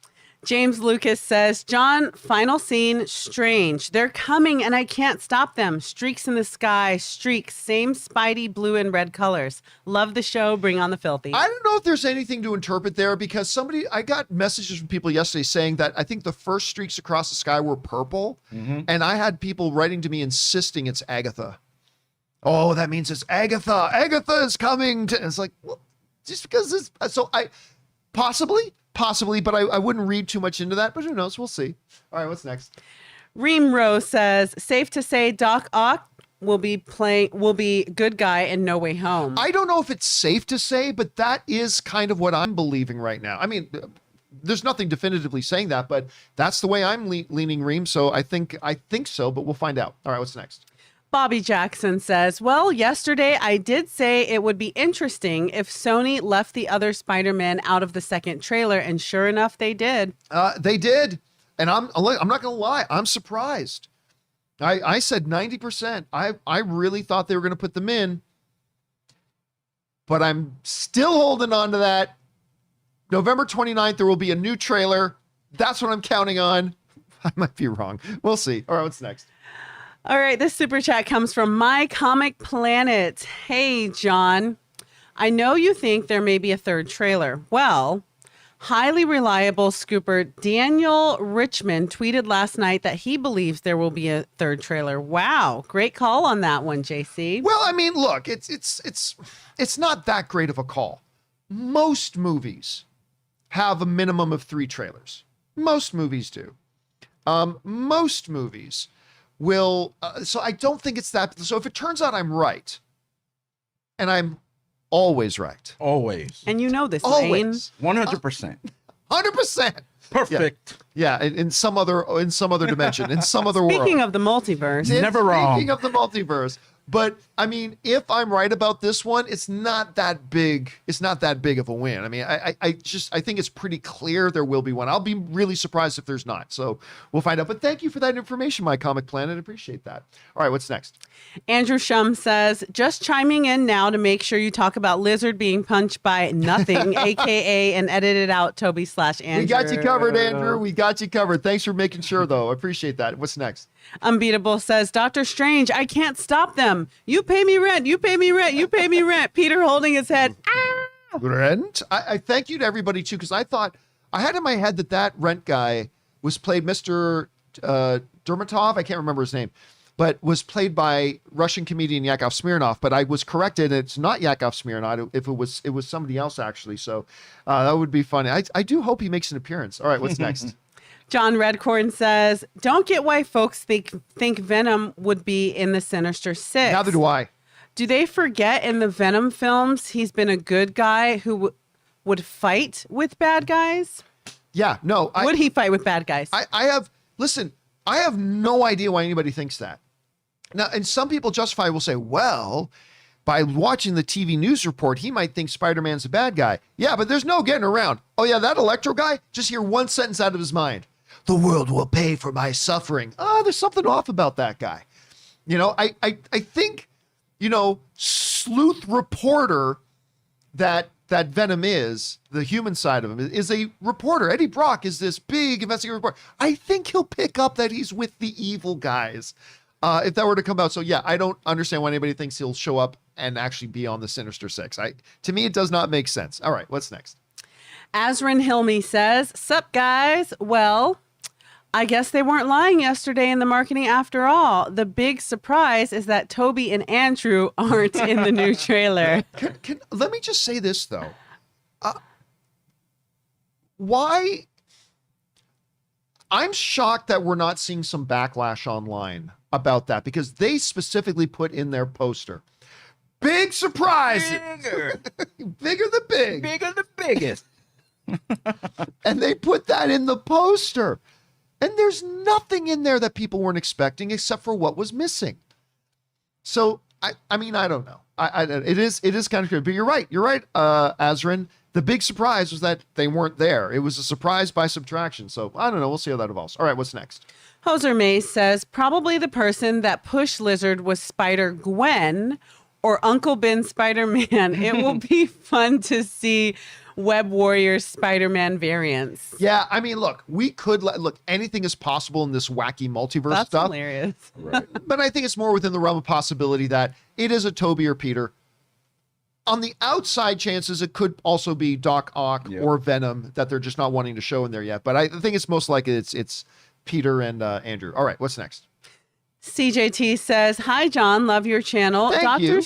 Doctor Strange feels a bit off in the trailers. Is there a chance he could be Mysterio or Mephisto? Mephisto? No, zero. It's funny. I remember after the first teaser trailer came out, a lot of people were saying, "Oh, that's not Doctor Strange." I'm like, no, it seems He was a bit salty, though. everything in this trailer was perfect to Doctor Strange's personality. That's exactly his personality. Go back to Infinity War when he was talking to Tony Stark. Did you really just lean on the vase of eternity and slaps his hand? That's his personality. Yep. That is totally him. And so I disagree. Now, look, you might be right. And we may find out in this movie that wasn't Doctor Strange. Maybe it was Agatha all along. Like maybe we'll find out it wasn't Doctor Strange. But to me, watching this trailer, that is 100% completely consistent with Stephen Strange's personality. So honestly, you don't look like you're buying it. What happened in the trailer that wasn't like Doctor Strange? Oh, in this new trailer, it did feel like more Doctor Strange. In the first trailer, something was off about his attitude with Wong. Huh. Okay. Because he and Wong are cool, like, and I feel like he respects Wong, and his attitude towards, like, whatever, I'm totally gonna do this spell by, like, I thought that was a little weird. That was a little off. Right. I don't know. We'll see. All right. We'll see. We'll December find out. 17th. It could be one of the twists. All right, what's next? Mayor Toronto says, I'm cautiously optimistic about the Halo series after the teaser aired Monday on Xbox 20th anniversary stream. Hello, Master Chief. I'm glad. What was there to be happy about? It was like It was just really short. It just showed like the armor, but as a Halo fan, I'm super excited for it too. It just means it's a step closer to coming out. That's the excitement. That's true. So you're just excited not by the trailer itself, but just that the trailer exists. And plus, they dropped the Halo Infinite multiplayer a month early when it was supposed to release. Like they dropped it on that day too. So I'm having long nights right now. All right, what's next? Casey Mack says, John, some new Hawkeye character posters came out featuring Lucky the pizza dog in a Santa hat. Oh no, I gotta see this. If it's a dog, I gotta see this. Ray's a big dog guy. All right, what's next? See. Bobby Jackson sends in a super chat. Thank you so much, and says, I won't get my hopes up about Spider-Man being erased yet. With my luck, it will end up being Doc Ock hiding a third act team up between the two. Oh, I listen. I'm there. You guys have heard me say this already today. I think you're right onto something there, Bobby. I really do. I think you're onto it. All right, what's next? Callie says, I feel, excuse me, sorry. Sorry, guys. I feel in the movie they end up in a different Earth. If you notice, Doctor Strange and Spidey are on top of the Statue of Liberty, but the statue is bronze. I didn't really notice that, but there could be a lot of explanations about, like it's under renovation, it's under whatever. I mean, there could be a lot of different things. I didn't notice myself, AV, but because you said that, I will go back and take a look again. All right, what's next? Welsh Dynamo 95 says, just to clarify, my interview old dude from yesterday was for a job in the police. I assure you, John, I'm not on the run. Yeah, or am I? He wrote that and said, wish me luck. I got my interview with the police exactly today. What a criminal would say. It's like an interview for a crime. Okay, good on you, Welsh. I hope the interview for you went really well, my friend. All right, what's next? Mr. Holdbrook says, Hot Toys released the photos of upgraded suit toy. Ooh. The scene of MJ falling and a hand was coming shown to grab her. That palm is not the upgraded suit based on the Hot Toy coming out. So maybe. Okay, now just follow us here. And thank you for the $10 super chat, Mr. Holdbrook. What if this is Andrew Garfield's Spider-Man, who is having these traumatic flashbacks of his Gwen Stacy falling the same way MJ's falling, and he's like, I'm not going to lose them this time. Dude. And he goes in and he saves her. Which is still the most traumatizing scene I've ever watched. Just in a comic book movie, for the mere amazing sound of her head hitting the. I can't stand that sound. Just, I will never want to listen to that sound just by itself. That was nasty. It was brutal. I felt it. Like I was like, yeah. Like I had like needles in my spine when it happened in the 'Cause theater. it was I like music and then went silent and just And that like, skull to the asphalt. That was nasty. And then your heart breaks. And I actually thought Your she heart still break. survived at that moment. I was like, oh, she didn't fall all the way. But then rewatching it, I was like, book. I was like, no. I'm gonna need to get you guys some T-shirts that say "I still believe" with Mariah Carey underneath. You know, 'cause I'm just, you know. you guys, your hope is Optimistic. strong. All right, what's next? Casey Mack says, I really like Electro's new look. It too. reminds me of the look he has in the PS4 game with the mask as well. Again, like I said, when that arc thing with the Yeah, electricity happened, it love gave him that. the classic look. That looked really good. All right, what's next? Jay Bling says, an old metric for Netflix was actually 70% of a movie view. Yeah, that was kind of the way they used to measure it, and then they moved it to 2 minutes.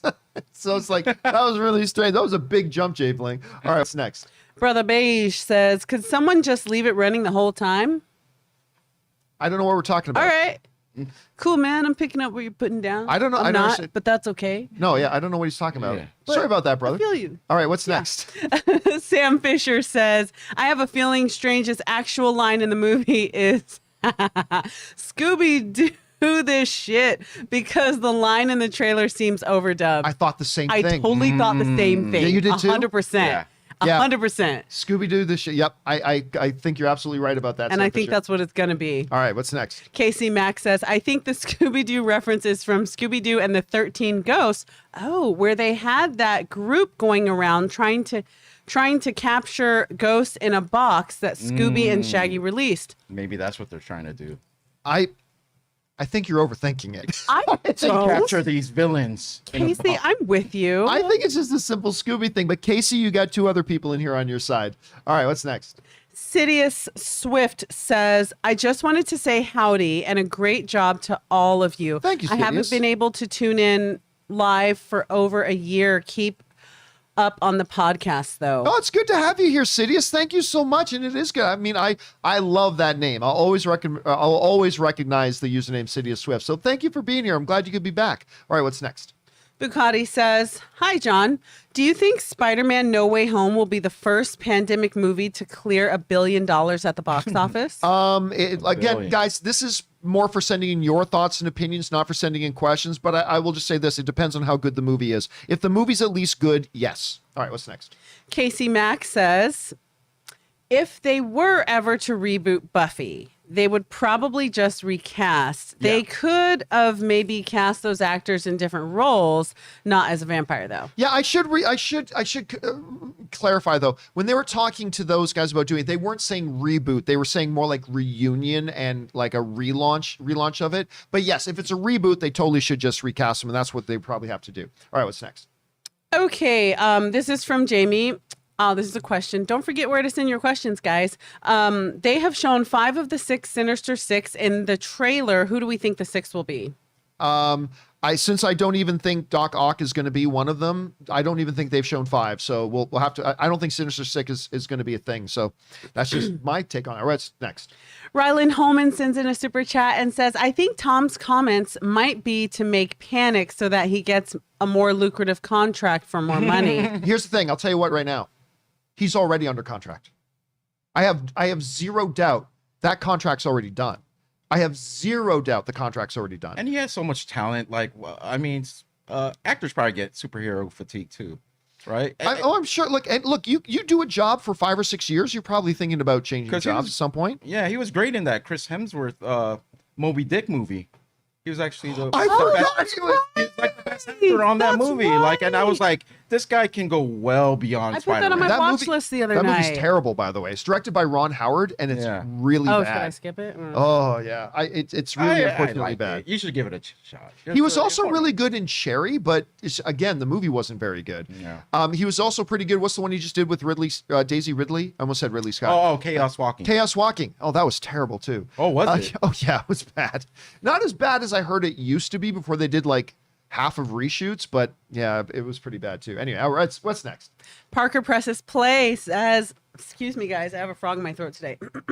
Y'all are reaching out of context, quotes pulled from an entirely different article. If you read more of his actual story, you might understand his point of view.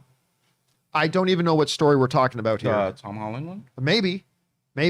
I mean, I'm just taking it from the outlet that I read it in, so maybe they were taking it out of context. But if that would make sense to me, because like to me, it's like no way, he's already under contract. He's never shown anything but love for doing the character. So if that is being taken out of context, Parker, that makes perfect sense. It would make perfect sense. Thanks for pointing that out. All right, what's next? Casey Max says, according to the trailer, people need to stop bringing up the Sinister Six. This is not the villain's story in this. I completely agree with you on that, Casey. I absolutely agree. But who knows? I mean, anything's possible. We'll see. All right, what's next? John Givens III says, hey guys, did y'all notice that Harry Osborn Goblin was the one that sent out the flying bombs? You know what? When I look more closely at it, I don't think it was. I just think it was Goblin with the helmet off. With the oh really? Yeah, that's what I think. Like at first I thought maybe that's Dane DeHaan, but Dane DeHaan has a totally different head because I love Dane DeHaan, by the way. I think he's a terrific actor. It's a shame he's not in more stuff today. But yeah, I don't think that was the James Franco one. I think that was Goblin just with the helmet off. But I mean, never know. I mean, it wasn't really clear, so we'll have to see. All right, what's next? Darth Raider says, if he's in it, I think Garfield will save MJ. We were just talking about that. It would make sense because that would be kind of a redemption arc for him from failing to be able to save Gwen. All right, what's next? Quiet Canvas says the other two Spider-Men will stick around after No Way Home. 0 chance. Well, no. Let me take that back. 2% chance. Extremely unlikely, I think. All right, what's next? And we got a super chat from Wyatt Bender. Thank you so Wyatt. much.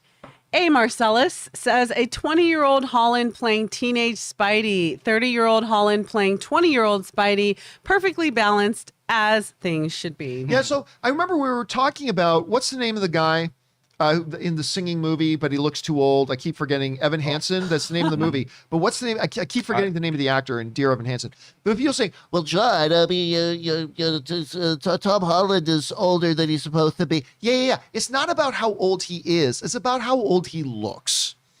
And Tom Holland easily looks like he could be in high school. It's Ben Platt.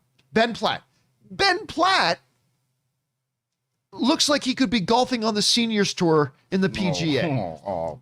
Maybe that's a little, what? Am I going too far? Am I going too far? Ben Platt. Poor Ben Platt. He's a great, the dude's awesome. Ben Platt is awesome. That guy's got the voice, like seriously, angels in heaven vomited into his mouth, down into his lungs, and gave him the voices of angels.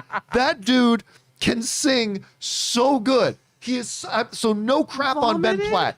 No crap on Ben Platt at all. It's just that, yeah, he did look too old for that role. Okay, what's next? Colin Welsh says, at the Statue of Liberty, there were plenty of metal pipes. What are the odds Venom pops out somewhere and we hear Toby say, round 2, holding them? No. I don't think there's going to be any reference to the, what's the actor's name who played Venom from the That 70s Show? Topher Grace. Yeah, I don't think there's going to be any reference to the Topher Grace Venom. I think if anything there, it's going to be I don't think there's going to be a reference to that. But again, that's within the realm of possibility, Colin. It is. So if it happens, we'll remember that you said that. All right, what's next? This comes from Jake Vidmar. Personally, I can see Holland stepping away by age 30. By that point, he will have been Spider-Man for more than a decade. Yep. Feelings can change a lot. Yeah, no, listen, absolutely true. Absolutely true. What is also absolutely true is that he has already learned that becoming a movie star does not mean that the job gets easier. He hasn't done anything exceptional outside of Spider-Man yet. I'm not saying he's not exceptional. He is. But he's learning the lessons that Robert Downey Jr. learned. Because Robert Downey Jr. is like, man, I'm Iron Man. I'm super popular now. I can go do whatever. Well, then he does The Judge. And I like The Judge. I think The Judge is very good, but nobody went to go see it. And then he did Dr. Dolittle. Do we really need to go there? Wah, wah. And I think we're seeing Tom Holland learning that lesson even earlier now. It's like, okay, now I'm super popular Spider-Man. People are going to rush out to my movies. Chaos Walking. Wah, wah. Cherry. Wah, wah. What was the other one I just mentioned that he also did? I can't remember. What was the one with Robert Pattinson where he's like, delusions? Remember he played a character in that one? His acting was actually really good in that. I forgot the title good. He's of a it. very, very good performer. But I think he knows right now as he looks around, he sees Hugh Jackman played that role for 20 years. And he sees that the success and how he's been able to continue on after that because he's stuck with that role for so long. But we'll see when Uncharted comes out. That will be the total. Yeah, yeah. If that doesn't make money for him, then we know. You know, I mean, because that should make a lot of money. Oh, somebody's putting in the live chat, Devil all the time. Thank you so much. Thank you so much. Thank you. All right. Thank you all you guys for putting that in there. All right, what's next? RJ Brando says, oh, thank you for sending in a $8 super chat. That's awesome. First time super, long time listener. Thank you, RJ.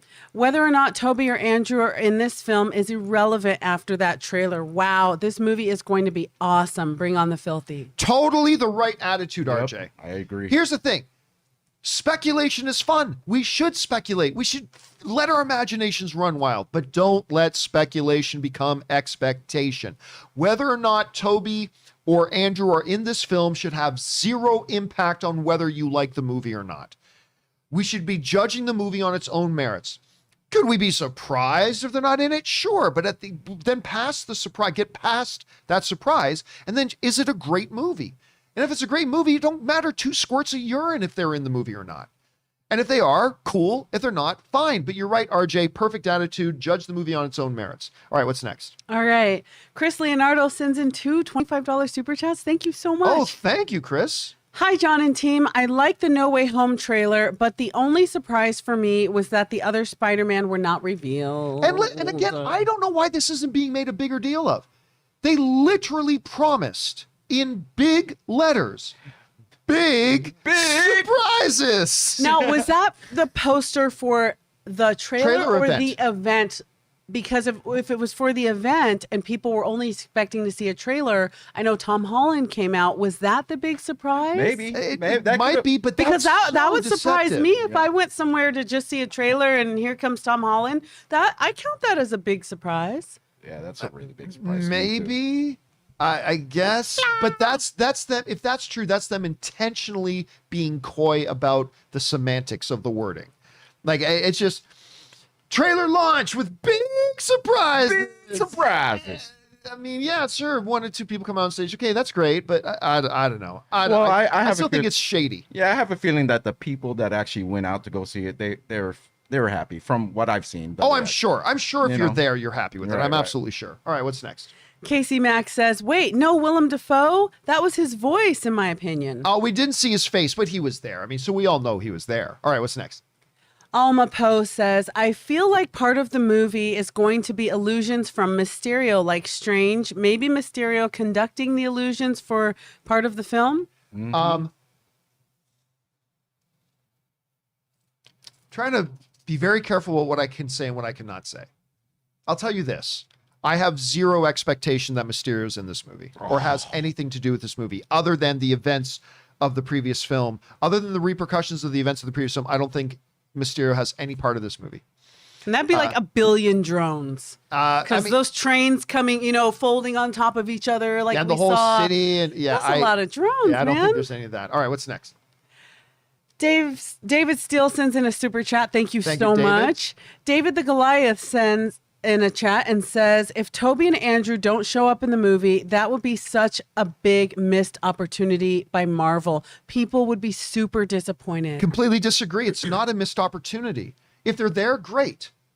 But you don't just make schlocky shtick and base your movie on that. If the story that John Watts wants to tell needs those 2 guys, then you put them in. If the story you're trying to tell does not involve them, then don't just do some bullshit fan service and shoehorn them in when they don't have any place in the movie. It's not a missed opportunity. It's no more of a missed opportunity than not having Peter or Toby and Andrew in Homecoming. It was not a missed opportunity by not having them in Far From Home. And it won't be a missed opportunity if they're not here. And if the fans get upset, that's the fans' fault. At least it was until they start talking about big surprises and then showing in a trailer. Look, Marvel and Sony aren't stupid. They knew full well that by showing this in a trailer, they know fans go frame for frame. They know they go through 10th of a second by 10th of a second through these trailers looking for stuff. Sony and Marvel absolutely 1000% knew that the audience would notice that Lizard's getting punched by somebody. Wait. Do lizards sneeze? No, it's really. That's the only other thing that could happen. Look at all that dust. Look at all the sand being kicked up. I know. Like, Sony and Marvel know that the audience ain't Pretty stupid, funny. that even without the footage, they know that today the audience goes frame by frame through these things, and that the audience will notice that Electro is going at something that isn't there, and that Lizard is going after something that isn't there. Disney and Sony are not stupid. They know the audience knows their habit of digitally taking things out of their trailers to do misdirects. Disney and Sony 100% knew by putting out this trailer, using the shots that they used, that the audience, that's them subtly telling the audience, I'm sold. I'm sold Toby already. and Andrew are in what it. we have, I'm sold already. Yeah, They could leave this trailer and then. I'm still not sold. Oh, really? You're I'm still not Your sold. ticket's still not Guys, sold? I'm still not sold. Oh my God! Even if they said, No. even if they aren't in the film, what I've seen from this trailer, it's enough to get me into the theater. Yeah, I'm good to go. All right, Yep. what's next? AA_Ron06 says, confirmed, it's not Sandman. It's Imhotep from The Mummy. LOL, it's crossing universes. Love the show and keep bringing the filthy. Brendan Fraser is going to pop up. He's going to come out of the King. sandstorm and save everybody. All right, what's next? Ishmael Montoya says, John, at this point with all the spoilers of No Way Home, wouldn't it benefit financially for Sony to have shown Toby and Andrew? I mean, yeah, we've talked about that ad nauseum. Absolutely. They're like, you show them in the trailer, you bump your opening weekend box office by $30 to $40 million. No doubt, no question. And that's why I think, and I could be totally wrong, but that's why I think on November 29th, there's going to be a third trailer and it will show them. Like, that's what I think. I'm going to stick to that. But I could be totally wrong. We'll find out. What's next? David the Goliath says, I think at the end of the movie, spell would work and people would forget Peter's identity. That would be the start of Spidey's solo Sony movies and also a Venom cameo. Yeah. I mean that works too. Mm-hmm. At the end of the movie, spell will work and people will forget Peter's identity. That would be the start of Spidey's solo Sony. Yeah, it could. Or it could be that everything is so wrecked in the MCU for Peter now that he's got no choice but to change universes. But that could be part of it too, David. That's a good observation. All right, what's next? All right, Bucati sends in a $23 super chat. Thank you so much. $23.11. He says, Marvel keeps on constantly expanding their universes, and a lot of people seem to like it. Do you guys think there's a time coming where people will grow tired of Marvel and lose interest, or will Kevin Feige keep on conquering? Oh, first of all, thank you for sending a super chat that big and supporting our channel on that level, man. That's really generous of you. Look, I'm already a little concerned. You know me, I'm a big MCU fan, but I am a little concerned right now that it's starting to get oversaturated, that the MCU is getting oversaturated. Every 7-Eleven on every street corner has 5 superheroes on the roof now patrolling for crime. Like, it's gotten to the point that at Eternals, like, big monsters show up and nobody's like, oh, that's kind of interesting. Oh, yeah, that's Superman. I saw him in the city of London flying around. Oh, that's cool. Oh, you're him. That's neat. I mean, that's the thing. The fantastical within the mundane has kind of been lost. And I am a little concerned that, especially now that Marvel is not just putting out 3 things a year, now that they're looking at putting out 5, 6, 7, 8, when you combine the movies with the Disney Plus series Disney and everything, Plus, man. do I worry that it's going to become oversaturated? Yeah. Am I guaranteeing you it will? No. I'm just saying I'm concerned. So I think Kevin Feige is going to keep this thing going as long as he can, but I don't think anybody can keep this rate of expansion going indefinitely. At some point, they're just going to have to put on the brakes and then reboot. But we'll see when that'll happen and how long that'll take. All right, what's next? All right. Thank you so much for the super chats from Daniel Yusuf Abdu and Kevin Cow. Thank you. Thank you, guys.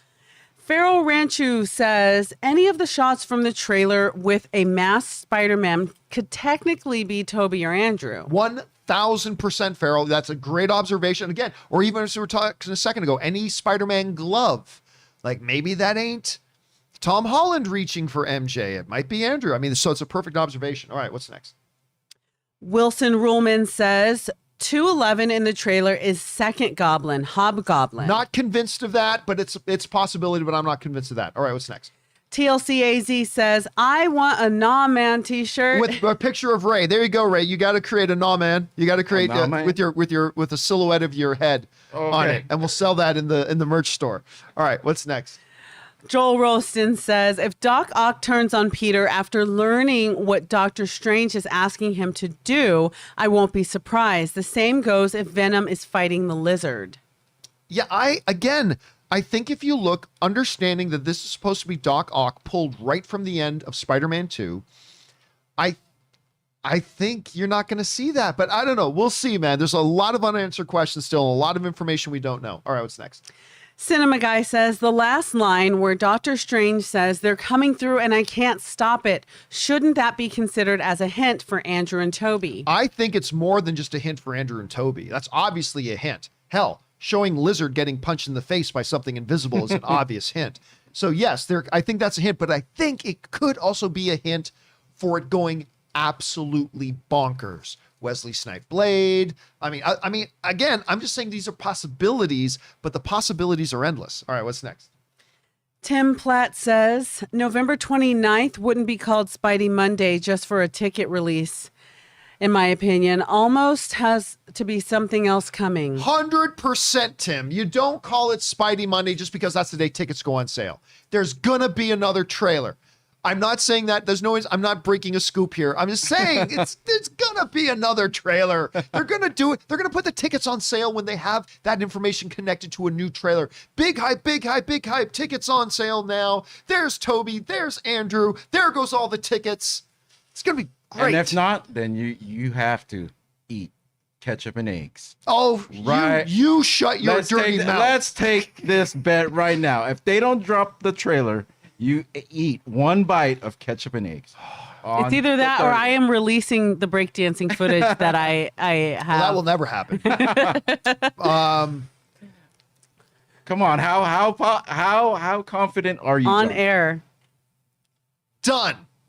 Yes. Done. Yes. Oh, but wait. Oh yeah. No. No. That's not the end of it. This only goes one way. No. It does not go one way. You have to watch a No, 2-hour it's going to go movie, two Ray. ways, brother. This All right, going two let ways. me hear what you say Okay, first. no. You got to give me the night to think about it, and tomorrow on the show, I will tell you what your consequence will be. But it doesn't mean is. I accept it yet. No. You have to hear We have what to shake on it. You have to shake on on camera. it on camera. Man, I can't wait for you to eat ketchup and eggs. Oh my God. All right, we'll see how this goes tomorrow. All right, what is next? All right. The Toxic Madman says, I still believe that we are getting Toby and Andrew in No Way Home, but if they are not, I think we're going to see Doc Ock, Goblin, and Holland versus Electro, Sandman, and Lizard. I mean, that's a possibility. Look, okay, so if it's not, although we all think it is Andrew and Toby, but if it's not, it is possible, as we go back over to this image here, it is possible, however unlikely, but possible, that the guy Electro is going at, that we don't see in the picture, is, say, Venom, and the guy Lizard is going at is, as Ray, you said, is Doc Ock. Yeah. I mean, that's totally a possibility. It looks like he's being hit from everywhere, or he's looking at. Oh, I don't know. It's just the way his angle, but I'm reading too much into it. So. I mean, we all are at this point, but I mean, it's totally, that is a possibility. I mean, we all think it's Toby and Andrew, but if it's not, Venom and Electro, total possibilities right now. Total possibilities. All right, what's next? Okay, Anakin Crespin says, when Melina unmasks Holland in the trailer and says, you're not Peter, makes me think we will see what Peter is supposed to look like to him. Well, then he wouldn't be saying you're not Peter. Like there was a theory going around that because he's from a different dimension, when he sees this dimension's Peter, it's still in his eyes going to look like his Peter. But if that was the case, then he wouldn't be going, you're not Peter Parker. I mean, that wouldn't have happened. Yeah, that was a big moment. So I don't think so, but you're not the only one who thinks that, dude. So keep an eye on it. Maybe that'll happen. All right, what's next? Ross Pitt Shark Hunter says, John, you've gone mad with theories. Absolutely. Let's go wild with the theories. mad Again, theorist. just don't let speculation become expectation and it just stays fun. Because I'm not going to be upset if none of this happens. I'm just saying, I think these options are all on the table. All right, what's next? King Tannic says, in my opinion, they should have just waited until the 29th when they release tickets, unless they will show Toby and Andrew in a special look on that day. I mean, look, it could be on the 29th, it could be a trailer, or maybe it's some kind of sizzle special look, or whatever it is. There's going to be a new promo piece on the 29th, I believe. What do you think about this? What if they do have a trailer ready? Let's say if they are in it, but they're saving that for after it's released. Like, you know how some people, they release a trailer after just in case it's not making enough money or more money that they want to get people into the seats. You know how like a week later after Endgame release, they started showing more trailers with more things in it. Yeah. Well, there's two things to keep in mind here. One, I think with the Endgame stuff, that was them. Everybody had already seen Endgame after the first week. That was them trying to talk people into coming back for second viewings. But to your point, there was a situation like that. Do you remember when Justice League was coming out? When the original theatrical Justice League was coming out, what did they not have in their trailers? Wasn't it Superman? Superman. They didn't have Superman. And we're all like, what are you talking about? We all know Henry Cavill's going to be there. It's freaking Superman, the granddaddy of all superheroes. Why are you not putting him in your marketing for this movie? And his coffin was shaking at the end of the first one. Yeah. And so what happened was, I think it was like a couple of days before and a couple of days after the release, all of a sudden the marketing changed. All of a sudden they took the posters, and all of a sudden now Superman was in the posters. And all of a sudden a new cut of a trailer got released, and all of a sudden Superman's in that trailer. Because they realized too late, like, you don't hide things from your marketing that is going to sell tickets to your movie, unless it's a major spoiler. But everybody knew Henry Cavill was going to be in it. There was no point in keeping that thing. So that is a very good point, Ray. But I still think we're going to get a trailer on the 29th, and it's going to show up. We'll make that bet tomorrow. You're going to... Can't wait. No, Can't you're wait for that. going to love what I'm going to come up with. All right, what's next? Ben Rayner says, John, I agree with you about Toby and Andrew being in the trailer, but everyone is praising Sony for not showing them. I don't think they're going to be in it. The amount of backlash would be for showing too much. Nope, not at all. And this thing, everybody's praising it. No, they're not. We got to remember, we travel in very small percentage circles. Those of us who make shows like this and watch shows like this, we are the vast minority of the general movie-going public. We are the vast minority of it. So that's great. You can do your marketing to appeal to the 5%, or you can do your marketing to appeal to the 95%. This is no secret. There have been at least a dozen reports for over a year and a half that Toby and Andrew were going to be in this movie. This trailer makes it clear Toby and Andrew are going to be in the movie. There's nothing left to hide here. Again, my one caveat to that, is if they're only in it for like 5 minutes, and then putting them in the trailer would be misleading the audience. That I would accept. That would make sense. And we won't know that until we see the actual movie. But yeah, I think it all depends, man. So you still want more then? I've seen enough. I'm good to go. I got my ticket going. I'm going. It just looks dope. Like, honestly, I'm not going to see if Toby and Andrew are in it. Right. It looks really good. Yeah, regardless the of Toby or Andrew cinematography looks really cool too. Like, the CG looks amazing. Yep. I'm just stoked to see it, quite honestly. All right, what's next? Richard K says, it's Dominic Toretto that punches Lizard, and he single-handedly defeats all these villains with a high wrench. Of course it is, LOL. because of the power of family. All right, what's next? Zoe 1017 said, but wouldn't leaving them out of the trailer be better for second week numbers, right? Good point. That's not a bad point. Word of mouth. That's actually quite a good point. What I would say is this, though. The entire population of the Earth is going to know everything that happens in this movie 5 minutes after the first screening. That's just that is the unfortunate reality of the world we live in right now. Yeah. Also, while you want a good second weekend, the lion's share of your movie's money gets made in the opening weekend. Because you want people there opening weekend because you want them to love it, come back and bring new people with them that didn't go to see it the first weekend. And the way you accomplish that is by getting as many asses in the seat on that opening weekend. 10 years ago, 15 years ago, 20 years ago, it was different. Opening weekend was important, yes, but movies made money over the longer course of time. As more and more movies started getting released every week, as more and more entertainment options, the audience's viewing patterns started to change, where more and more people, movies all became more front end heavy. More and more people, like a movie makes over 50% of its overall money in the first week and a half of its release, generally speaking, or 2 weeks of its release. So I think you make a good observation, Zoe, but they would benefit more for many reasons with the bigger opening weekend numbers. So I don't know. We'll have to see. We'll see. All right, what's next up?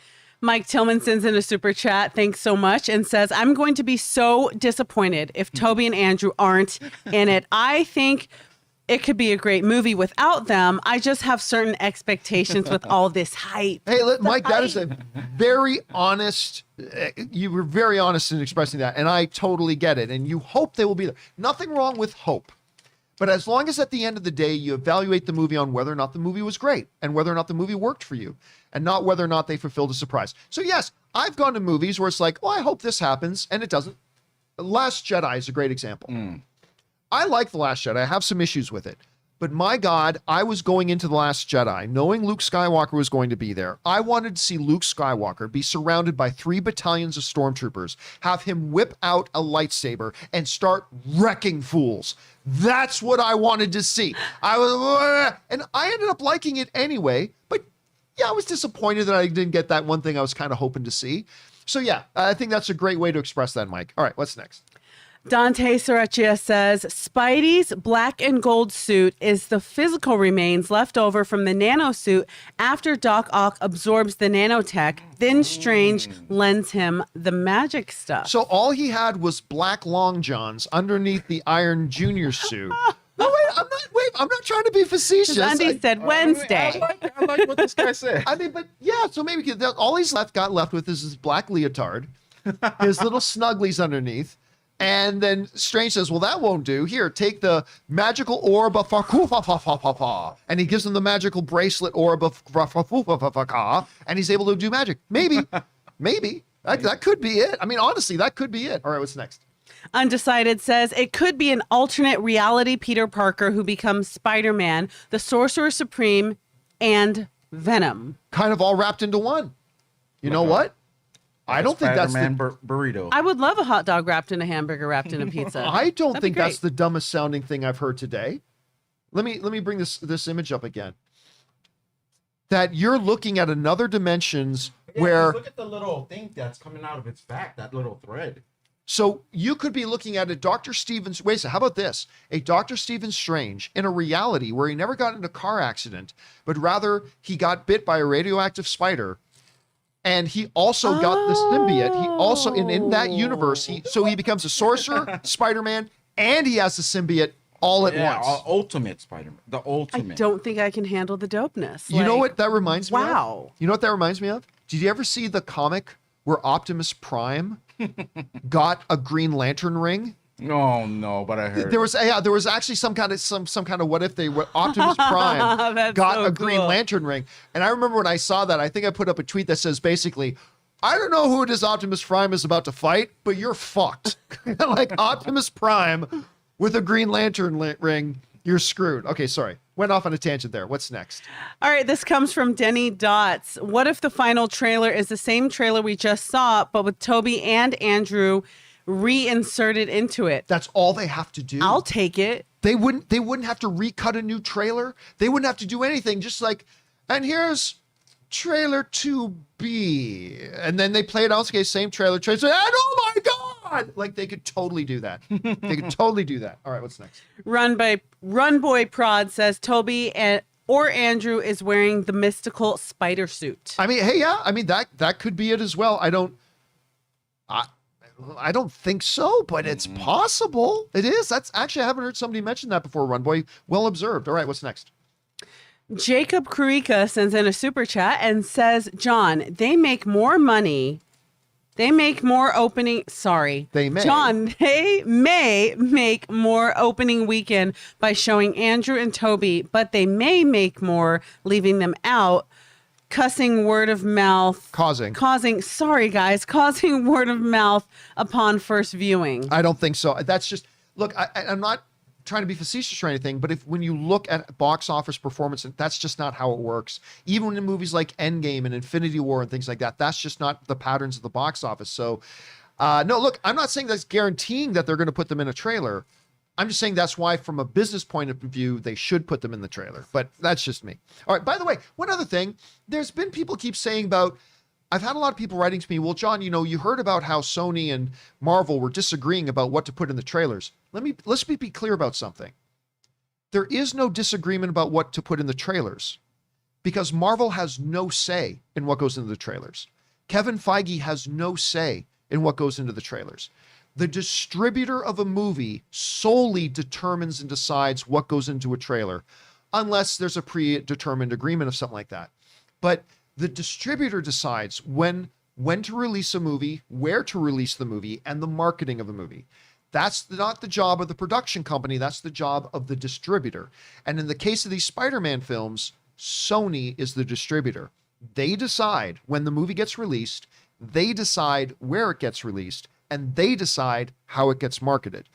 And maybe that's not a good thing. I'm not saying that's necessarily a good thing here, but I mean, that could be a part of the thing in there. All right, what's next? Raul Segura says, can you talk about the goblin that is briefly shown in the trailer that looks different wearing the goggles? Again, I think it's the same goblin, just with the helmet off. I honestly think that's what it is. I mean, it might. Did you see a head? I thought I saw a hood. I thought it looked like a hood over the helmet. It could have been a hood. That's what I thought. It also could have been longer flowing locks. I joked on Twitter last night. It's like, is that Winter Soldier? Like I joked on Twitter first night. I said, is that Winter Soldier? All right, what's next? Sam Fisher says, it looks like there is a photo of a family pinned to the chest of the Spider-Man using magic. I'm looking at it. I don't see. Oh There is my a family on God. there. There is a photo. John, wait. Is it a photo? Wait, is that Ned and Peter? That's Ned and Peter. That is Ned and MJ. Is that MJ and Ned or? That's Ned and MJ. It looks like Ned or. Let's see if I can get in a little bit more there. That's Ned. You know what? I didn't. I'll be straight up honest with you. I did not think that was a photo. I thought that was just like maybe rune stones or something. But you're right. The best fan community in the world. You guys, the stuff you guys are seeing. Yeah, please stop. Wow. Yeah, You're totally right, Sam Fisher. And he's holding it to his heart, and the area around his heart is red. Because from this distance, looking at it, Oh my God. I thought it was just like some mystic stones or something. But you're right. That is a photo. Oh my man, gosh. I got incredibly sad right now. For Right some on, reason. right on. Oh, wait a second. Who is it? Casey Mack in the live chat is saying, wait a minute, that's not a photo. That's a cell phone. Oh. Which is also a possibility here. It looks like it's like maybe from the future. It was like, take me to these people. I'm not thinking about this not buying anymore. that. I'm not going anywhere anymore. I'm gonna just stop my mind from. Okay, hey, listen, lots of possibilities there. Okay, all right, we need to keep going. Yeah. We're running out of time. Gosh, okay. All right, where did I leave off? Just blew my mind. Undecided. Undecided says, a flash of purple light, and out comes Prince with his magical cymbal guitar. He defeats all the villains with purple rain. You have to be rich No, to no. rule my world. And everybody, all of a sudden, Prince brings peace. Kiss. They all start dancing together. Prince's love music brings peace. That's how this movie ends. All right, love what's it. next? Sorry, I was just thinking about the Dave Chappelle skit. Okay, Oh, let me focus. so funny. Ron Fraser says No Way Home and Doctor Strange 2 could be a two-parter. Yep. With Spider-Man as a downer ending and Doctor Strange being the conclusion of the story. Yeah, Ron, listen, by the way, I think I'm friends with Ron on Facebook too. That's totally, we've been talking a lot about. I think Spider-Man No Way Home will be the trigger point that's going to lead Spider-Man out of the MCU into the Sonyverse. but that doesn't mean that actually happens in this movie. It could be the trigger point and then it happens in Doctor Strange 2. So I think that's a very, very strong, not only possibility, but a strong reality, Ron. All right, what's next? Reels and Heels says AEW sold out the United Center based on a CM Punk rumor. Sony and Marvel doing the same thing with Andrew and Toby. There's a huge difference between selling out a 18,000 seat stadium and trying to sell 20 million tickets across the country. It's totally not the same thing at all. Not the same thing at all. Listen, a lot of people are going to go see this movie regardless. I've said that even if Toby and Andrew are not in this movie, you're looking at a $150 million opening weekend. That's in a pandemic era when the current pandemic era record is only 90. It's going to be huge. A lot of people are going to go see this. I'm just telling you that if Toby and Andrew are in the trailers, they're making 30 to 40 to $50 million more opening weekend from whatever number they get. Anyway, what's next? Dance Production says last scene would be other Spideys coming through. I mean, that could be it. It's like Ray, you were pointing out, like when he says, I can't now they're all coming. It could be that's when the Spider-Men come through. It could be other people. Yep. Could be others. All right, what's next? Double B Studios says Spider-Man in black suit is inside out suit, just a rumor. Maybe? I don't know. I see like almost like runes and electronics along his abs when you look down at the abs. So I don't know. And then we saw it in the hot toy, Yeah. When they put the hot toy out. Yep. You're right. Okay, what's next? Ben Rayner says Hugh as Logan, Ryan as DP coming, Charles 100%. I don't think. Okay. No. I'm going to say no to both of them. I mean, it would be really fun. But yeah, I don't coming think so. in this movie or showing up in this movie? Showing up this movie. All right, what's next? Bren 10,000 Brown says, did you see the Brazil version? They kind of exposed the trailer footage is tampered with. Yeah, so we've already talked about that. We've shown it several times, and you're absolutely right, man. All right, what's next? Owen Swanson says the Spideys are look at the Brazil trailer. Yep, we've done that. Yeah. All right, what's next? Mike Hill says, John, I was excited for Superman, but with all Spider-Man. Girl, child. Sorry, guys. Mike Hill says, John, I was excited for Spider-Man, but with all your theories and hole digging, I'm now dying to see it. I mean, that's the thing. That's what fan stuff, that's what speculation should be, right? We should get ourselves amped up. We should have fun with the speculation. Just remember to not let the speculation become expectation. Now, leave it all. See, you take all these speculations, then when you go to the theater, you take all that speculation and you leave it at the door. You don't bring that into the theater with you. And then you just go and enjoy the movie for what it is. But at this point, it's kind of fun to do it. So I'm glad it's having that effect on you, You're Mike. not going to enjoy that ketchup and eggs you'll I'm be eating telling on you, Monday, there's going buddy. to be a trailer. There's going to be another trailer on the 29th. All right, Can't what's wait. next? Sasathan says the tickets will go on sale November 29th. I think that's when they show Toby and Andrew if they are in the movie. I'm going to stay with what I've been saying all along. They're going to show a trailer. It's going to have Toby and Andrew, and it will end with tickets on sales now, and then they will sell all the tickets. All the tickets will be gone. You're good luck. Again, like I said before, I'll say it again. You will have a better chance buying a PS5 that weekend than you will getting tickets for Spider-Man No Way Home because they will be all sold. All of them. All right, what's next? Sam Sprill says, seemed like Doc Ock absorbed Peter's nanotech. Yeah, it did kind of look like that. I'm kind of hoping that's what they're doing. All right, what's next? Peter Porker, the spectacular Spider-Ham, sends in a super chat and says, sending some love to Kim for advocating for Spider-Ham. Thank you. Do you ever float through the air when you smell a delicious pie? I listen, I'm not against it. Believe me, I am not against that at all, Peter Porker. All right, what's next? CDP Worship says, hey, John, that scene where Lizard is getting punched is not in the trailer. I think it's fake. I carefully scrubbed the trailer and it's cut off. Again, I think there are different versions. This was in a version, from everything I'm told, is that Sony Pictures' official Brazilian Twitter account had that posted. That was in it there. It's not in the version we watched, but it's in a version other people watched, and it is there. Nobody could fake that. Sorry, I have to ask this question. Sure. Okay, Sony Brazil has a version of the trailer. How many other versions is there? Sony UK has a different trailer. Sony, like, I wasn't... Every movie's different. I didn't realize different countries showed such... I knew they edited a little bit, but this is a huge thing to leave out of the US. but it's not unusual. This actually happens quite often, where like the U.S. gets one version of a trailer, Manipulating and then different markets. Some kind of yeah, thing? some Okay. other markets will get a different version. Sometimes it's the same one, but yeah, this isn't unusual. This isn't new. All right, what's next?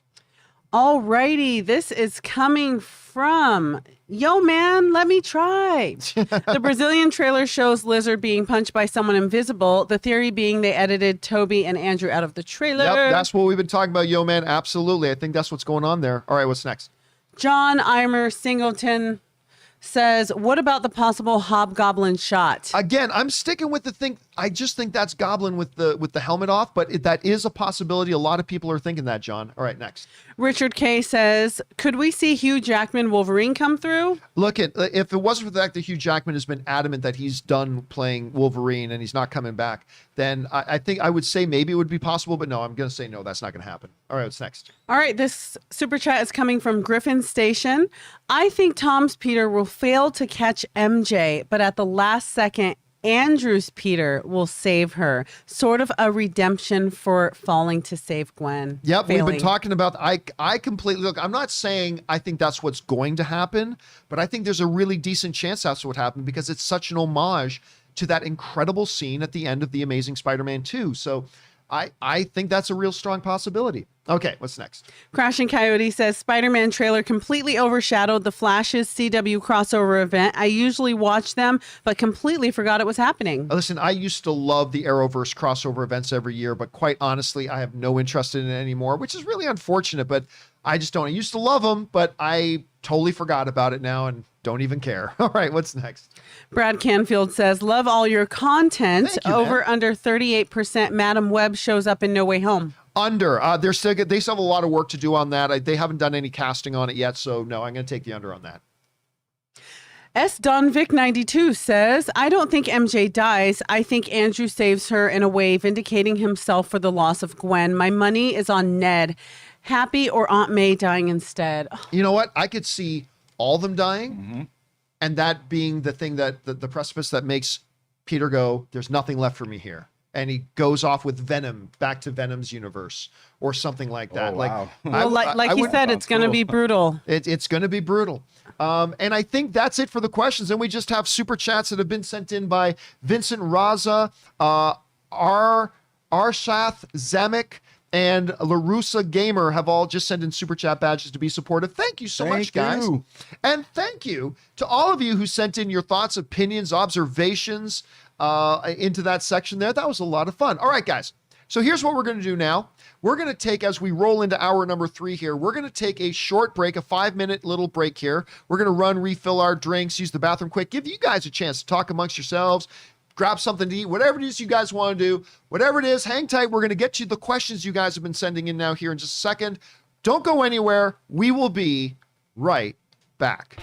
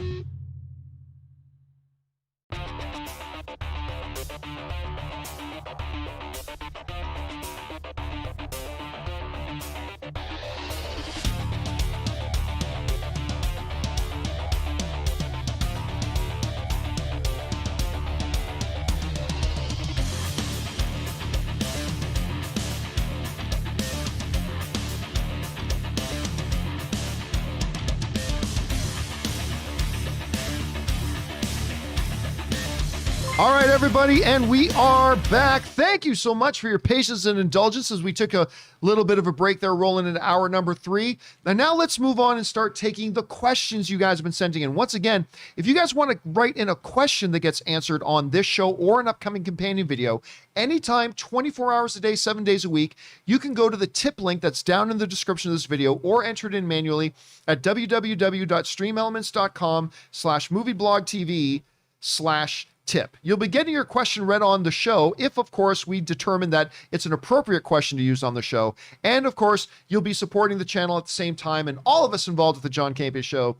Thank you guys so much for your support. Okay, let's get to it here.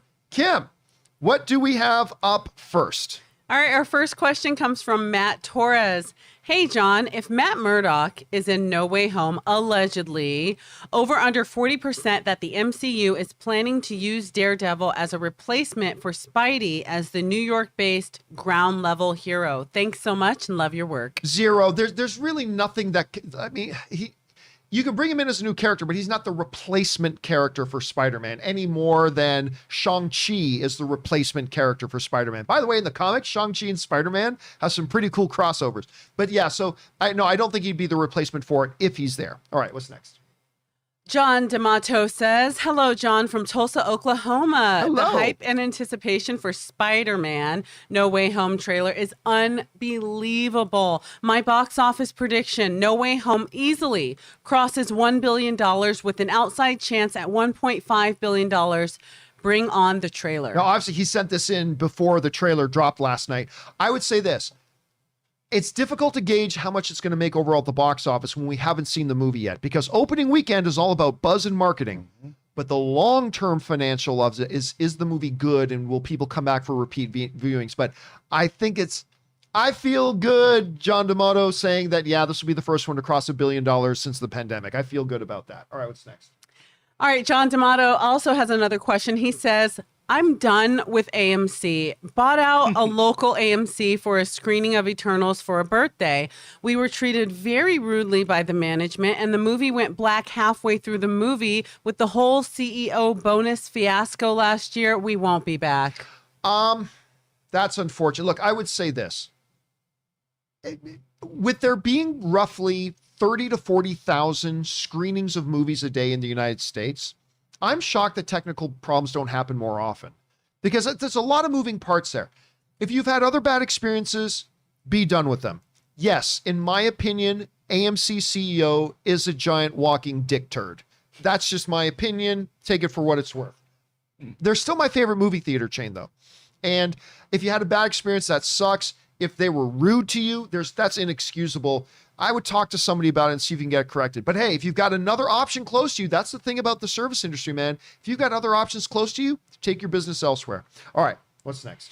Angry Irish Benjamin says, yo, John, personally, I think more than any one villain, this movie will be about Peter wrestling with the dilemma of his secret identity. The real drama will come from Peter accepting it's okay if people know, or leaving for the Sony Spider-Verse. Well, I mean, to be honest, Angry Irish Benjamin, they make that pretty clear that that's the main thing about it. The whole story is predicated on his struggle about his identity and his identity to get it out. I mean, they make that very clear. That's part of it.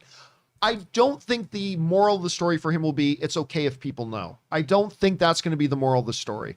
Although in Civil War in the comic books, Peter Parker does decide to come out. He has that press conference with Tony Stark and says, I have an announcement to make, and he takes off his mask. I'm Peter Parker. I mean, that did happen in there, but I don't think that's going to be the principle of it. Didn't things go terrible for him after he announced that? I can't remember, probably. But anyway, yeah, that's that. All right, what's next? Dangerous D says, hi, John. In February 2022, Batman, after 80 years in Gotham, will be moving to the Big Apple, New York City. Starting in I Am Batman #6, new Batman, Jace Fox, will be taking the Batman back to his roots in New York City. It was originally his home back in 1939. 2 years later, Gotham was created. See, yeah, but this is like one of those things where It's Very like interesting. Superman. Yeah, well, it's not really Superman. That is Superman right now. It's Jonathan Kent, not Clark. And we all know it's going to go back to Clark. And yeah, that version of this character, whatever, that's not really Batman. Bruce Wayne is Batman. It's not going to be this for long. So for me, when they do little stunts like this in the comics, I really don't pay much attention to it, to be honest. Dangerous. All right, what's next?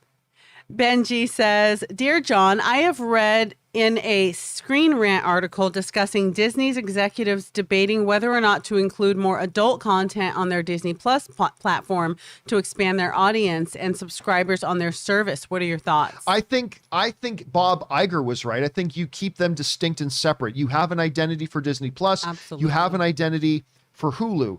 I think that's what you do. But the reality is Big Papa Iger isn't there anymore. Now you've got your, testicle whistle and Bob Chapek, who is now running things. And listen, I'm cheering for Bob Chapek. I am. I'm just saying, now you got him there, and who knows what kind of lunacy they'll do. But yeah, there's that. All right, what's next? All right, Alan A. Gonzalez has a two-parter here. I have a theory on how the X-Men will be in the MCU. All the history of the X-Men has always been there, but something big happened that Charles Xavier had to erase or block people's memory from all around the world. Then becoming weak, Xavier is not able to keep blocking those memories from everyone. Then suddenly people remember everything and know who the mutants are, and the whole mutant thing begins again. Also, Tony Stark that died is a Skrull. No, he's not. No, he's absolutely not. So look, there's been this theory going around that, well, the way you could say mutants have always been here is that, say, Charles Xavier wiped everybody's memories of mutants. Well, there's a big problem with that. When a mutant hits puberty, that's when their mutation manifests. And it manifests in very different ways. So fine, Charles Xavier goes, I am wiping everybody's memories on Earth of mutants. Great. 2 seconds later, in St. Louis, Missouri, some 12-year-old girl is going to have lasers fire out of her eyes that she doesn't know how to control and cut a city bus in half. Charles, again, I'm going to wipe the memories of everybody in the world. 5 seconds after that, some 13-year-old boy in Wisconsin has, as he's trying to play catch with his friends, his hands are going to turn into giant rock boulders, and the kids' parents are going to freak out. People are going to stand around and take pictures. Charles Xavier, I am wiping the minds. So it's something that Charles Xavier would have to do about 700 to 900 times a day, every day, 24/7, 356 days a year, 65 days a year. How many days in the year, John? Yeah. So it's just a theory I don't think can work. Maybe there's a version of it that could, but I don't think that would work. Anyway, all right, what's next? Kyle Annan said, Hey, John, thanks for all your hard work. Thank Do you you. think this new Spider-Man trailer will break current viewing records? If Andrew and Toby are in it, it will give me a very big pee-pee. Thanks, and bring on the filthy. That's how you know if a trailer's good. What is the pee-pee factor? How big is the pee-pee? That's how you measure that. No, it doesn't look like it's going to break any. It doesn't look like it's going to break any viewership records.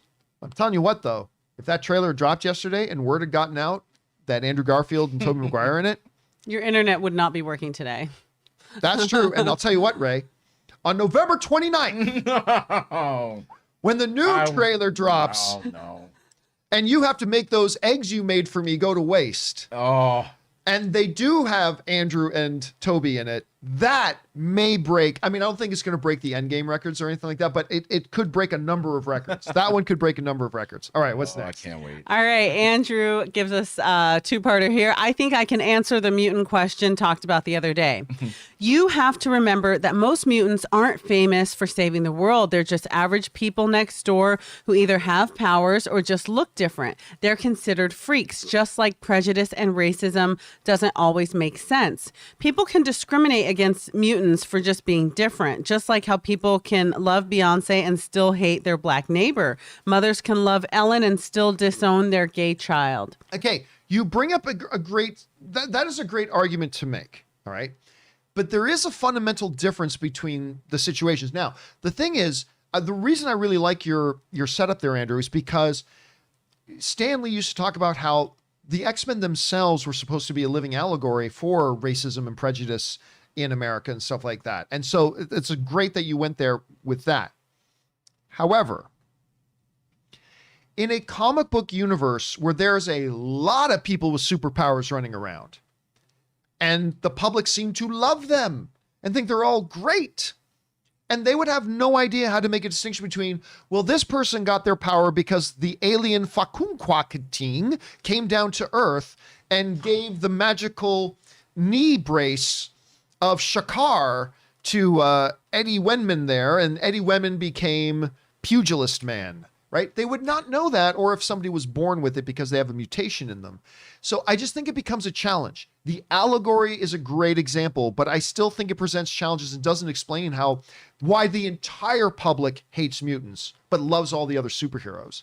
Yes, you're going to find your odd, backward thinking, basement dwelling, cousin humping loser who is just somebody who's prone to racism and all that kind of stuff on their own. Yeah, there is that, but it doesn't speak for the entire population. That's supposed to be the thing about mutants, is that the world hates and fears them. The world does.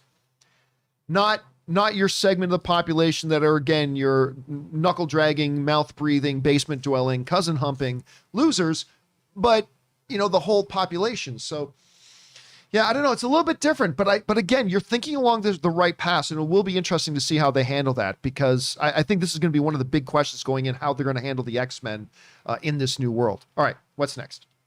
Okay, Duder says, my takeaway from Eternals, evolving beyond your designed purpose. Deviants, most Eternals and humanity had one purpose/design and then developed into something else. Could this be achieved without making the deviants mindless predators? Really enjoy the movie. I'm not going to lie to you, Duder. I'm not quite sure it is. I understand what you're asking. A takeaway from Eternals, evolving beyond your design purpose. Deviants, most Eternals in humanity had one purpose design and then developed into something else. I'm not quite sure. Do you think you know what he's asking? I kind of see what he was saying, like that the purpose of the film, if you look at the deviants, how they were just like there to kind of balance things out. And then all of a sudden, by the end of the movie, they're talking and expressing their feelings. They evolved beyond their purpose. Their purpose was not to talk and express your feelings. Your purpose was to keep balance by being a predator. I think that's along the lines of what Duder's saying. Okay, maybe. By the way, just again, I really liked Eternals. I thought it was quite a good movie. Nowhere near as good as Shang-Chi, but I thought it was a pretty good movie, although I did have some issues with it. All right, what's next? Advith says 37% of Disney Plus subscribers came from Disney Plus Hotstar, which is mostly from India. That's a big piece of the pie. Yeah, absolutely. We've talked about that on the show before. I think that's a major part of their businesses out there as well. So yes, well pointed out, man. All right, what's next? Island Boy says, hey, John, congrats on your new additions. Welcome, Kim and Ray. Hey. Could you go more into detail on exactly what both of them will be doing? And it will free you up to do other videos like your Movies in 20. I know you canceled it, for example. Well, yeah, no, not Movies in 20. Movies in 20 was a project I was really excited about. I loved doing Movies in 20. And Ray started editing them, and Ray did a great job on editing those. But nobody watched them. They would take like 20 to 30 man hours of work between myself and Ray, writing, recording, the editing, all that kind of stuff on a Movies in 20, and it would get like 3,000 views. So that's why we pulled we pulled the plug on that. It's just nobody watched it. Even though I love doing them, I love the concept of them. It just weren't videos that people were interested in seeing, so we stopped doing that one. So yeah, there was that. On top of all that, Ray is taking on more responsibility here. Number one, first of all, he's in here as being more active in the chat. He's also doing a lot of our post-production now, whereas I would do a lot of the post-production before myself. Ray now does the post-production on that. He's also helped me out with a lot of the admin stuff, like we're going to be shipping prizes and all that kind of stuff. More graphic stuff, of course, we have because we have a news feed and all that sort of thing. Kim right now is obviously, number one, she's in here every day. She's doing all the reading. This is saving my voice amazingly. Like, we never could go into an hour 3 before because my voice would be dying. But now, because Kim's handling all that reading and stuff like that, that is making it a lot easier for me, obviously. She's also writing and kind of producing the whole news feed segment. She's doing all the writings of those scripts and all that kind of stuff. She's going to be helping me stay coordinated with our sponsors, because we have more and more sponsors being lined up that started up again in December. So, and it's going to be an evolving role. Like, we're going to, maybe we stop doing some things and we start doing some others, but it's going to be a little bit of an evolving role.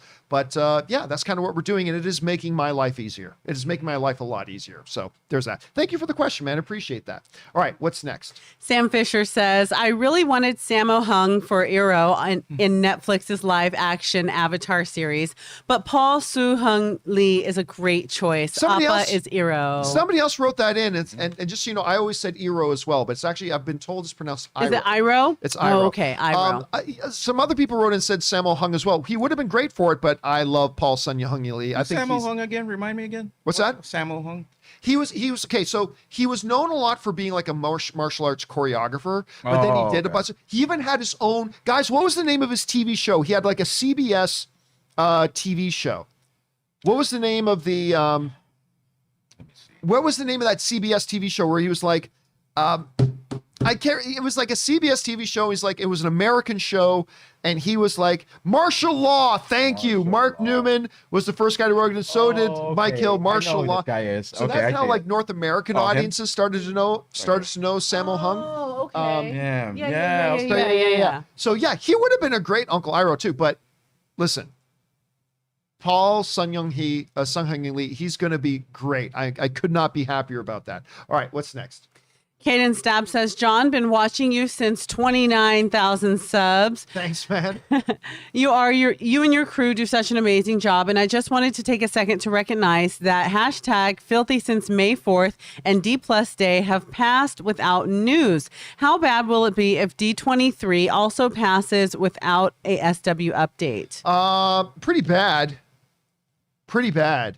I'm still reeling over the fact that they had this Disney Plus Day. And they didn't talk about Mandalorian Season 3. They didn't talk about the Book of Boba Fett. They didn't talk about Acolyte. They didn't talk about Ahsoka Tano. They didn't talk about Andor. I mean, how bad do things have to be there? I don't know. It's pretty bad, Caden. It's pretty bad. All right. Thanks for writing that in, man. All right. What's next? Sean VT 2021 says, if Marvel/Sony really wanted to mess with the fans during the trailer, they would show Matt Murdock, and it's played not by Charlie Cox, but Ben Affleck. Love the show, by the way. By the way, unpopular opinion, I like Ben Affleck's Daredevil movie. I did too. You did too? Yeah, I did too. Yeah. You know what? I've always said this. If you take away that awful teeter-totter fight scene between Jennifer Garner, who I love, and Ben Affleck. Yeah. You that take was so away. corny. Oh, it was so bad. Oh my God. I contend Out of place. if you take that entire sequence out of the movie, that's a great movie. Yeah. I will say it's a good movie. I enjoy it. I think it's good for the most part. I really like Colin Farrell in it as Bullseye. But I think you take out that horrible scene, I think it's a great movie. The only thing that bothered me actually was some parts of his suit. It looked like a biker uniform. Yeah, a little bit. A little bit. You know, that was the early days of the MCU. So. Yep. And it wasn't even the MCU. Oh yeah, it wasn't even that yet. All right, what's next? Casey McNatt says, hi, John and crew. I understand the need from Sony side to put Toby and Andrew in the trailer to make the general audience aware. However, that being said, I really hope they are not in the trailer because, in my opinion, trailers should not reveal big surprises. What surprise? What surprise? What surprise? You just said it yourself, dude. You know they're there. You know they're there. Big surprise. Big surprise. It's like you find out your buddy calls you at home. Yeah, when you come home tonight, all of your friends are in the house. Your wife arranged for it. They're all going to yell surprise. You come in. Okay. What surprise? Sure, act surprised when you get there and open the door. Woo! Oh, how did you all come to my house? I never knew. Yeah, there's no surprise. That's part of the thing. And look, I get it. For a bunch of us, that's true. But it's the same thing as this. When The Force Awakens came out, which is again the #1 biggest domestic box office movie of all time. Did anybody complain that they put Han Solo in that trailer saying, Chewie, We're home. Wasn't that their first trailer? I don't know if it was the first one or the second one. Where it got everyone pumped that, it's coming back. You could be right. I think it was the second trailer, but you could be right. I think it was the second. Oh yeah, trailer. it might have been the second one because the first one was the slow one, where she's walking never mind, forget it. Yeah, it starts with her in the wrecked Star Destroyer. Right. Yeah. That's what it was. So who are you? Yeah. Yes, that's exactly the line that started with. Yeah. So, I mean, you could have had the same thing. You could have been the same discussion about, well, everybody knows Harrison Ford's going to be in this movie, just like everybody knows Andrew and Pete and Toby are in this movie. And they could have said, well, why did you show Han Solo? That should have been a big surprise in the movie. Well, yeah, but you wanted to show the audience, hey guys, Han Solo's back, because you wanted to sell the tickets. I contend this is the exact same situation. The only thing that would make it different is Han Solo's in a good amount of that movie. Yep. If the two old Peters are only in like 5 minutes of this movie, then I concede that makes it different. That makes it different. Otherwise, it's just the exact same thing. It's just the exact same thing. All right, anyway, that's my take on it anyway. All right, what's next? Michael Francis says, hi, John. In Spider-Man 2, JJJ makes a joke about Doctor Strange when trying to name Doc Ock. Do you think we will see this moment in Spider-Man Far From Home? Also want to know what you think of Pascal's comments years ago regarding Spideyverse linkage to MCU. Relevance to now? Yeah, so I don't think there's going to be any reference to the original jokes. How about Doctor Strange? No, wait, that one's already taken. Yeah, I don't think there's going to be any reference to that one whatsoever.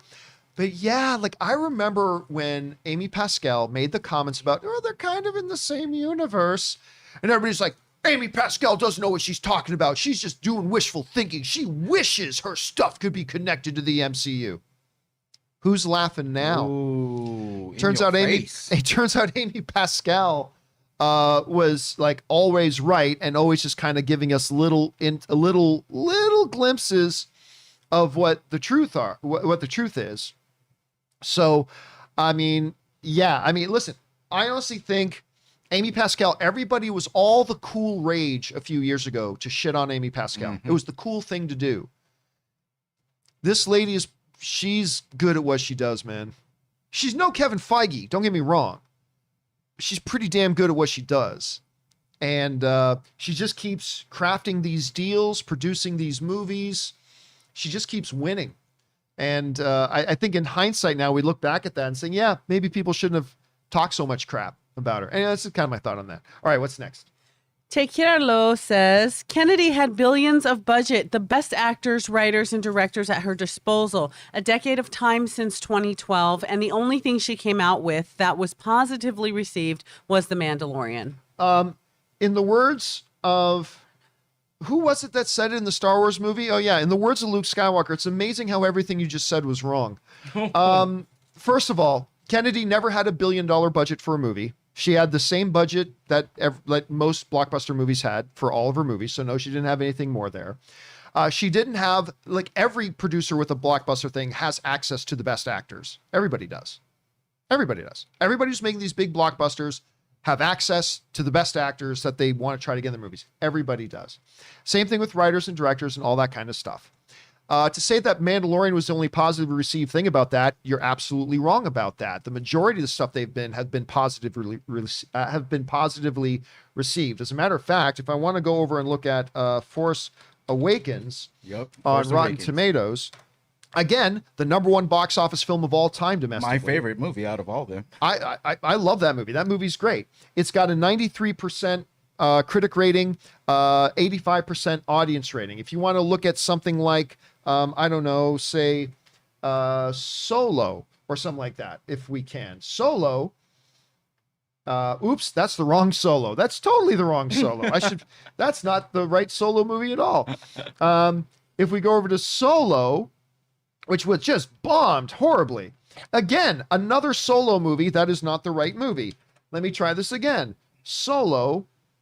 How come I cannot find it? Solo, a Star Wars story. I mean, it should have just found it was Solo, but it didn't. Okay, now I'm getting the right one. Okay, 70%. on Rotten Tomatoes. Look, all I'm saying here is she made a number of films that all made over $1 billion. She put out another season of Clone Wars that a lot of people seem to like. I didn't, but a lot of other people did seem to like. So, no, sorry. I mean, listen, you know me. I'm on the same side as you. I think Kathleen Kennedy needs to move on. All right. So make no mistake, you and I are on the same side. I think Kathleen Kennedy needs to move on.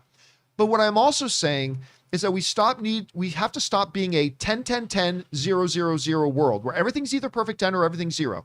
And we have to stop being the type of people that just because I'm on the side that she needs to move on does not mean we stick our heads in the sand and become ignorant and pretend like, oh, all the wins she's had, all the good things that she's done. Yeah. No, those don't really count. No, they still count. She's made more money than most producers have. She has the #1 box office film of all time domestically. They're beloved. She's the one who got Mandalorian going. Seasons 1 and seasons 2. Listen, I think she needs to go. I think the losses outweigh the wins. But that doesn't mean we become ignorant and pretend like the wins don't exist or try to make our own excuses and our own spins and make excuses about why her wins are there. The wins are there. They're real. And it's okay that we acknowledge that she has done some good things and we acknowledge that she has some wins and still believe that the losses outnumber the wins. And although she's a great producer, I don't think the role of president of Lucasfilm is the right one for her. It's okay to feel that way. It's okay to love a movie and point out the bad things about it. It's okay to want Kathleen Kennedy to go and still be rational and acknowledge, hey, she's got some wins under her belt. It's okay to be that. Instead, fandom has become everything's a perfect 10 or everything's an absolute 0, and there's no middle ground. It doesn't further the discussion. So yeah, I disagree with you on that, man. I disagree with you, brother. All right, what's next? Okay, Simon says, "Hi, John. Love the show. You got me through tough times. A few months ago, I wrote in and talked about a film project I was planning, an adaptation of the classic Robin Hood tale. Well, the script is done and we start shooting early next year." That is always super exciting, dude. That is great. Get it. Congrats. I mean, it doesn't even matter if you're shooting just means you and your iPhone and a few friends and you're shooting it. Even if it's just that, that's great. The fact is, you wanted to do something, you got off your ass, and you did it, and that should be celebrated. So good on you, Simon. Congrats on that, dude. All right, what's next? Wes Morey says, "Hey, John, is it just me, or when we were talking about percentages of who's going to be in the Spider-Man trailer, why did no one mention Scorpion? Was he not teased in the Homecoming post-credit scene? Even if he's not in the trailer, maybe the movie itself." Nah, because it seems to be, that would be completely disconnected with the story that's going on in this movie. Yeah, they did a little tease at the end of What something. was that again? Remind me what happened? Because remember at the end of the movie, Vulture, Michael Keaton's in prison. Okay. And then he meets that one prisoner thing. And that guy's, okay, I remember. That is such a little thing. It's not a significant thing like Sandman was, like Electro was, like Lizard was, like a Doc Ock was. Yeah, that's why nobody brought it up, because I really don't think there's any chance he's going to be there. It's maybe somewhere down the line, but nowhere here. All right, what's next? MD said, I'm praying to the movie gods that Toby and Andrew are in No Way Home.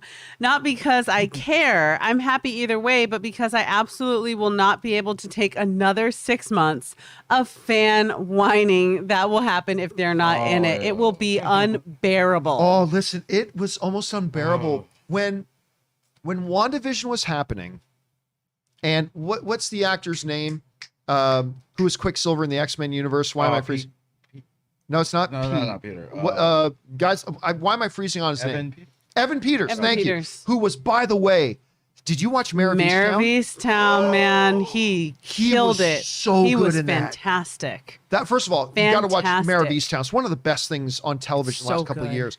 But Evan Peters was in that, so good in it. But I told everybody when he showed up in WandaVision, he's not Quicksilver. That was such a weird thing. Now that I think back on it, that was so genius. He's been in Marvel, but it's not him. It was But pure it's what was it, genius. something. Absolute, unadulterated genius that they cast him to be. What was his name? Frank Boner or something, whatever it was. And that was random too. That was genius. But I remember And everybody said I was stupid for telling them this. He's not going to be Quicksilver. And that was fine. Just like I thought Andrew and Toby were going to be in this trailer and they weren't, right? Okay, that's fine. We were wrong. All right. But when it was proven that he's not Quicksilver, the complaining and the whining. Why would you do this to us? What? Us fans whine and bitch and complain. Yeah, I know we do it. I'm guilty too. So are you. We've all done it. But I just remember it became insufferable for a few weeks. It's like all everybody did was cry that, oh, he didn't turn out being, when they were totally making us think it was Quicksilver. Well, first of all, nothing in the show made you think it was Quicksilver. Number two, we wanted everybody who says, you know what would be cool is if they cast Aaron Taylor or Evan Peters. I'm thinking of the different Quicksilver. If they put Evan Peters in a role, that's the type of things fans have been wanting Disney to do. And then when they do it, they complain that it didn't end up being Quicksilver from things. So it's like, yeah, so you're right. If they aren't in this movie, wear a raincoat for the amount of fanboy tears that are going to be showering down for like a month. Y'all gonna be crying because they're not in this movie. It's gonna be horrible. not. All right, what's next? Mike Rusetta says, "Greetings, John and crew from Sorry, wait, let me start over. Mississauga. No, I wanted to get it. Okay, sorry. I wanted to get the big words, teacher.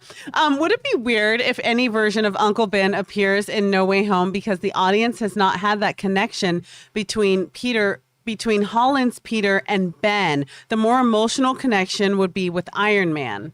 No, not necessarily, depending on how it's set up, because we all know Uncle Ben from the other Spider-Mans, right? We know Uncle Ben from the other Spider-Man movies. So we're all aware of Uncle Ben.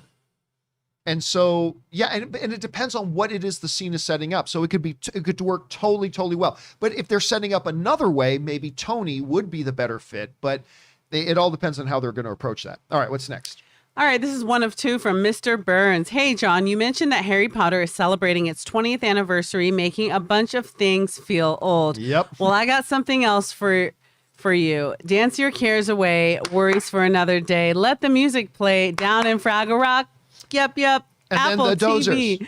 Dozers. The Dozers. Keep going. Apple TV just released the trailer for their Fraggle Rock revival, and hearing that song again just took me back to my childhood. Work your cares away. Dancing's for another day. Down in Fraggle Rock. Oh, I remember. Freaking loved Fraggle Rock, man. I would pretend to be sick so I could stay home. Sorry, Mom. And watch Fraggle Rock. Can I say something completely inappropriate? Not that I ever do that. I still remember as a kid, a totally innocent kid. Okay. And Fraggle Rock would be on. Here we go. And they would do you remember the Great Trash Heap? The all-knowing trash heap. Yeah, it would go. Yeah. Yeah, All I it was remember disgusting. is, even as a kid going, man, her boobs are huge. It was like inappropriately. It was inappropriately. Come on. I'm not the only one who noticed this. Come on, guys in the live chat, back me up. Even as a kid, you're looking at that and you're like, they all stepped out of the chat for a minute. Oh my God. Come on, even as Leaving a you kid, on your island. You left yourself on a little Fraggle Rock island. I'm just like, isn't that a little like overplayed, like how huge they made her bosom? I mean, I don't know. Come on, I'm not alone in this. You know what? I wanted to get a dog and name it Sprocket for the longest so cute. time. I love that name and I loved that dog. I'm so excited. So nostalgic. All right, what's next? GC Nightwalker says, if they don't show the other two Spidey in marketing, assuming they are in the film, would some consider it false advertising, seeing that many want Tom Spidey on his own and are angry that he's getting help even from Doctor Strange? Let me see if I can understand this properly. If they don't show the other two Spider-Men in marketing, if they're in the film, would some consider that false advertising? I'd say no, not showing look, false advertising is showing something that is a misrepresentation of the film, not hiding something. I wouldn't consider that. No, hiding is building the mysticism and the secrecy, and it's building the experience to hide stuff. But Yeah, I would say it's an interesting question, GC. It's an interesting question, but I'm going to say no. I don't think that would be considered keeping something hidden out of the trailer. I don't think that's false advertising. All right, what's next? Trigpool says, "Hey John, happy freaking trailer today. Any chance that the MCU still has a Spider-Man after No Way Home? Venom 2 post-credit clearly sets up Tom Holland back to Sony, but could Toby or Andrew remain in the MCU for a while? AG is so passionate about the role." Nope. No, because we've talked about this for a long time, and Kevin Feige and Marvel have no desire to make live-action Spider-Man if there's another studio making live-action Spider-Man. Nor would Sony be interested in making live-action Spider-Man if Marvel was making live-action Spider-Man. So, no, I don't think so. Look, I'm not saying I've got insider information. I'm just telling you, you're asking me what my thought is, and my thought is that, no, that makes no sense for either studio. So, no, I don't think you're going to see Andrew continuing to play Spider-Man. I don't think you're going to see 48-year-old Tobey Maguire. Wait a second. Hey, Google. 46. How old is Tobey Maguire? You're saying 46? 46. You're right, 46-year-old. Google just said it. My Google Assistant said 46. I don't think a 46-year-old Tobey Maguire is still going to be playing Spider-Man. So, no, I don't think so. Anything's possible, but I don't think so. Okay, what's next? Jay Bling says, "Sorry for nagging, but I feel like it needs clarification. You said that interviewers keep asking about San Andreas Are 2. we still talking about this? Okay, anyway, sorry. This keep movie going. was like not that Keep bad going. because the stars keep discussing it. But every interview I've seen, it's always been the interviewer prompting the discussion. Additionally, while The Rock claimed they had a good idea, he said it ultimately is coming down to scheduling issues. And he also mentioned the Moses effect, where a movie's idea is good enough to push all of his other planned movies to the side. So if the San Andreas sequel is having scheduling issues, that most certainly suggests it does not have the Moses effect.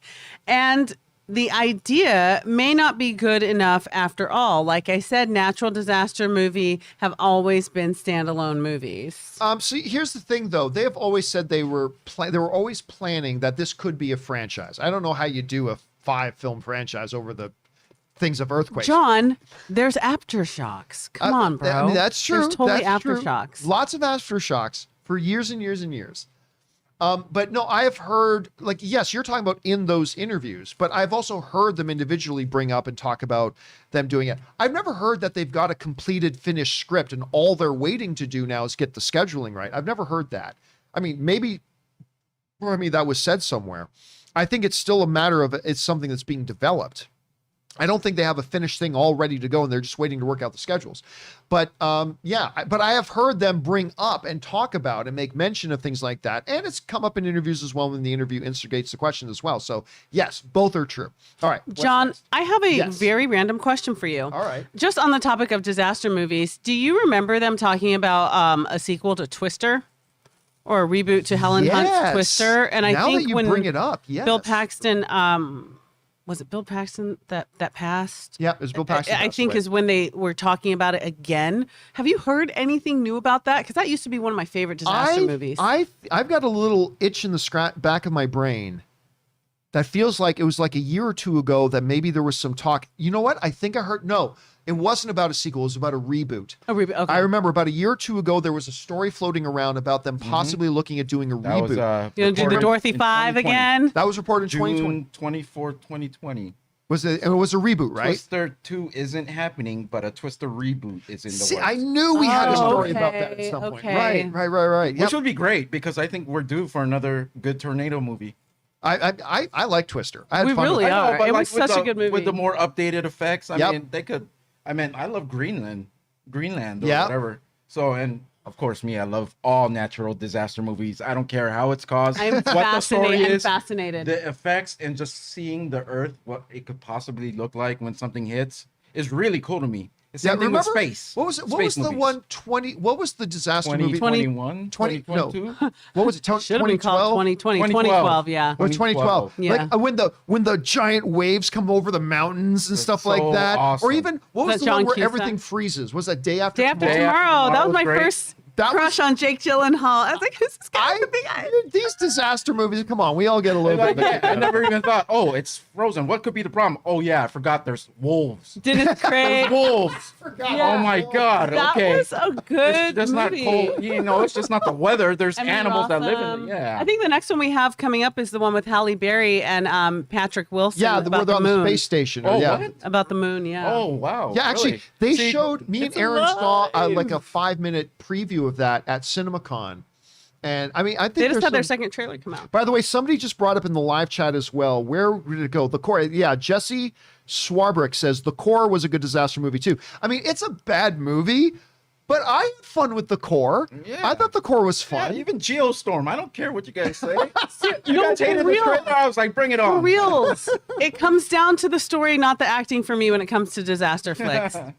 All right, we only got like 4 minutes left, so let's keep on going here. What's next? Chris Patterson says, "Hi, John. I noticed that Matthew Perry was replaced by Michael Chiklis in Don't Look Up. Perry was originally playing the character of Dan Pukity, Pockety? Pockety, golly, and was photographed on set in 2020. He's been removed from the IMDb cast list, and I can't find news on why." That's a really interesting thing. I don't know. The 9th credited actor in a movie replaced with another actor. I don't know that that's a big story, but I'm sure, listen, performers get replaced in films all the time. It's just not usually like the top billed whatever. And so, yeah, I don't know anything about that, but you're right. I remember because we were talking about Don't Look Up the other day when a new trailer came, and I didn't even realize Michael Chiklis was in the movie. And that's why it probably caught me by surprise, because Chiklis wasn't in the movie before, and I guess they put him in afterwards. So, yeah, I don't know what the story behind might have just been a simple scheduling thing. Maybe, I know he got sick, couldn't be in it.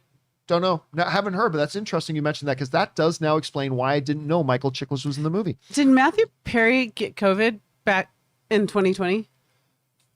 Did I hear something about that? I know he had massive dental work. I mean, I know that's not the same thing, but I can't remember if he got COVID or not. Oh, okay. Because I was thinking so many stars got COVID, and a lot of people tried to film during COVID, and that could have been just a really easy reason. But I don't know. So many stars did. All right. Scott Brown says, in a recent show, you talked about movies that get you emotional every time. For me, the end of T2 and a movie no one talks about, Meet Earl and the Dying Girl. That movie broke me for like a month. It's such an amazing movie with a ton of humor and heart. I remember that movie got my attention because, damn it, what's the name of the guy who plays Ron Swanson again? Nick Offerman, thank you. Nick Offerman. That's why it caught my attention, because it's Ron Swanson, right? That movie will get you in that's like, it's not one of the ones that brings me to tears, but that is an emotionally moving movie. I'm going to put that on my watch list. You should. You just watch the trailer. I bet you anything. I will bet you $5 that just watching the trailer, you're going to start to get tears in your eyes. Honestly, if you put it on right now, I probably would. I mean, just on that basis. I'm a crier, you guys. That is a really good one to bring up, Scott. That's a great one to bring up. All right, what's next? Space Cowboy says, fans, where's Toby? Sony, you'll get Toby when you fix this damn door. Good reference. Good reference. By the way, did either of you guys ever see the movie Space Cowboys? Yes, because that NSYNC song was attached to it. Fuck. To the trailer. Wasn't that Ride the Cowboys? Oh, what was that song called? Ride the Cowboys. You to save a horse, ride a cowboy? No, that's different movie. We're talking about Clint Eastwood. Clint Eastwood. They're the old guys that went up to space, right? Tommy Lee Jones. Donald Donald Sutherland. Yep. And the guy from the Rockford Files who was in the Notebook Diaries, or the Notebook. I know. James. Oh, guys, he was the cowboy. What was the name of the last guy in Space Woods. Cowboys? James what? He was Woods? Maverick. No, he was Maverick. Yep, and he was in the Rockford original Files. Maverick.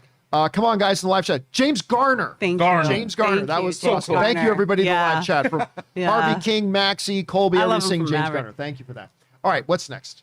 Space Cowboy also. Now Space Cowboy. Now I'm like, bam, bam, bam. All right. In all seriousness, that trailer was pretty great. I've never had a trailer make me feel as if my heart was going to jump out of my chest. Awesome. That was the first time. I don't need Toby or Andrew to show up, but with the end of that trailer, game on. And by the way, you know what, Space Cowboy? I'm glad you brought that up, because what I failed to say during the entire show, because we've been so focused on what was the surprises, what was in there, what wasn't in there. I'm so glad you brought that up, because I failed to say it's a great trailer. You know what? I'm glad you. Trailer. We've been on the Toby Andrew train that we're missing the gems. Yeah. You're right. That was a great trailer. trailer. Like, yeah, I mean, obviously the elephant in the room is no Toby and no Andrew in it, and you know what John Cena was punching Lizard in the face, and we've had terrible trailers for a while now. So this was a great trailer. Right. I really loved it, and I love the whole thing about like Doctor Strange. You know, we all know him. He feels responsible for protecting our reality and stuff like that. It's like, I'm sorry, these guys got to die. They got to be sent back. And Spider-Man's like, I'm sorry too. Yoink. You know. It's a great trailer. All other things aside, all of the other speculation, it's a really good trailer.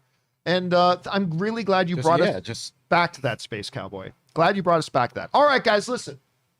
There are still more questions to come from good folks like Andrew Cardona and Anonymous and Sid Venna and others. Do not worry, guys. We're going to do a companion video a little bit later tonight. We'll get all caught up on all those questions that we still have outstanding. But that will do it for today's installment of the John Campea Show. Guys, thanks so much for being here and making this show part of your day. Big special thank you to all you guys who sent in your thoughts and opinions on the Super Chat. Those of you guys who sent in your questions via the tip link. Number one, because you gave us great fun things to talk about. But number two, you supported this channel as you did it. And all of us involved with the John Campea Show. Thank you guys so very much for your support. I want to thank, of course, the crew who's in here. First, of course, we've got Kimberly Kern. Kimberly, thanks for being here. Where can people follow you online? Yeah, guys, I'm on Instagram at WasGoodKimberly. It's WUZ good KIMBERLY. And of course, we got Ray over here. Ray. My Twitter is RayAura_, and if you want to get your ass kicked at Halo or on Halo, then my gamer tag is RayAura with a 0. You know what? I need to get you to remake your lower third and put that on your lower third as well, so people know where to find you. And of course, you guys can follow me on social media at John Campea. You can see that right there, just at John Campea. Okay, guys, please keep your eyes open for the companion video a little bit later, and please also plan on joining us tomorrow for another installment of the John Campea Show. We look so forward to seeing you then. Remember, guys, do the 4 main things. Stay smart, stay safe, take care of yourselves, and please take care of the people around you. That'll do it for us for now, guys. My name's John Campea, and until next time, my friends, bye-bye.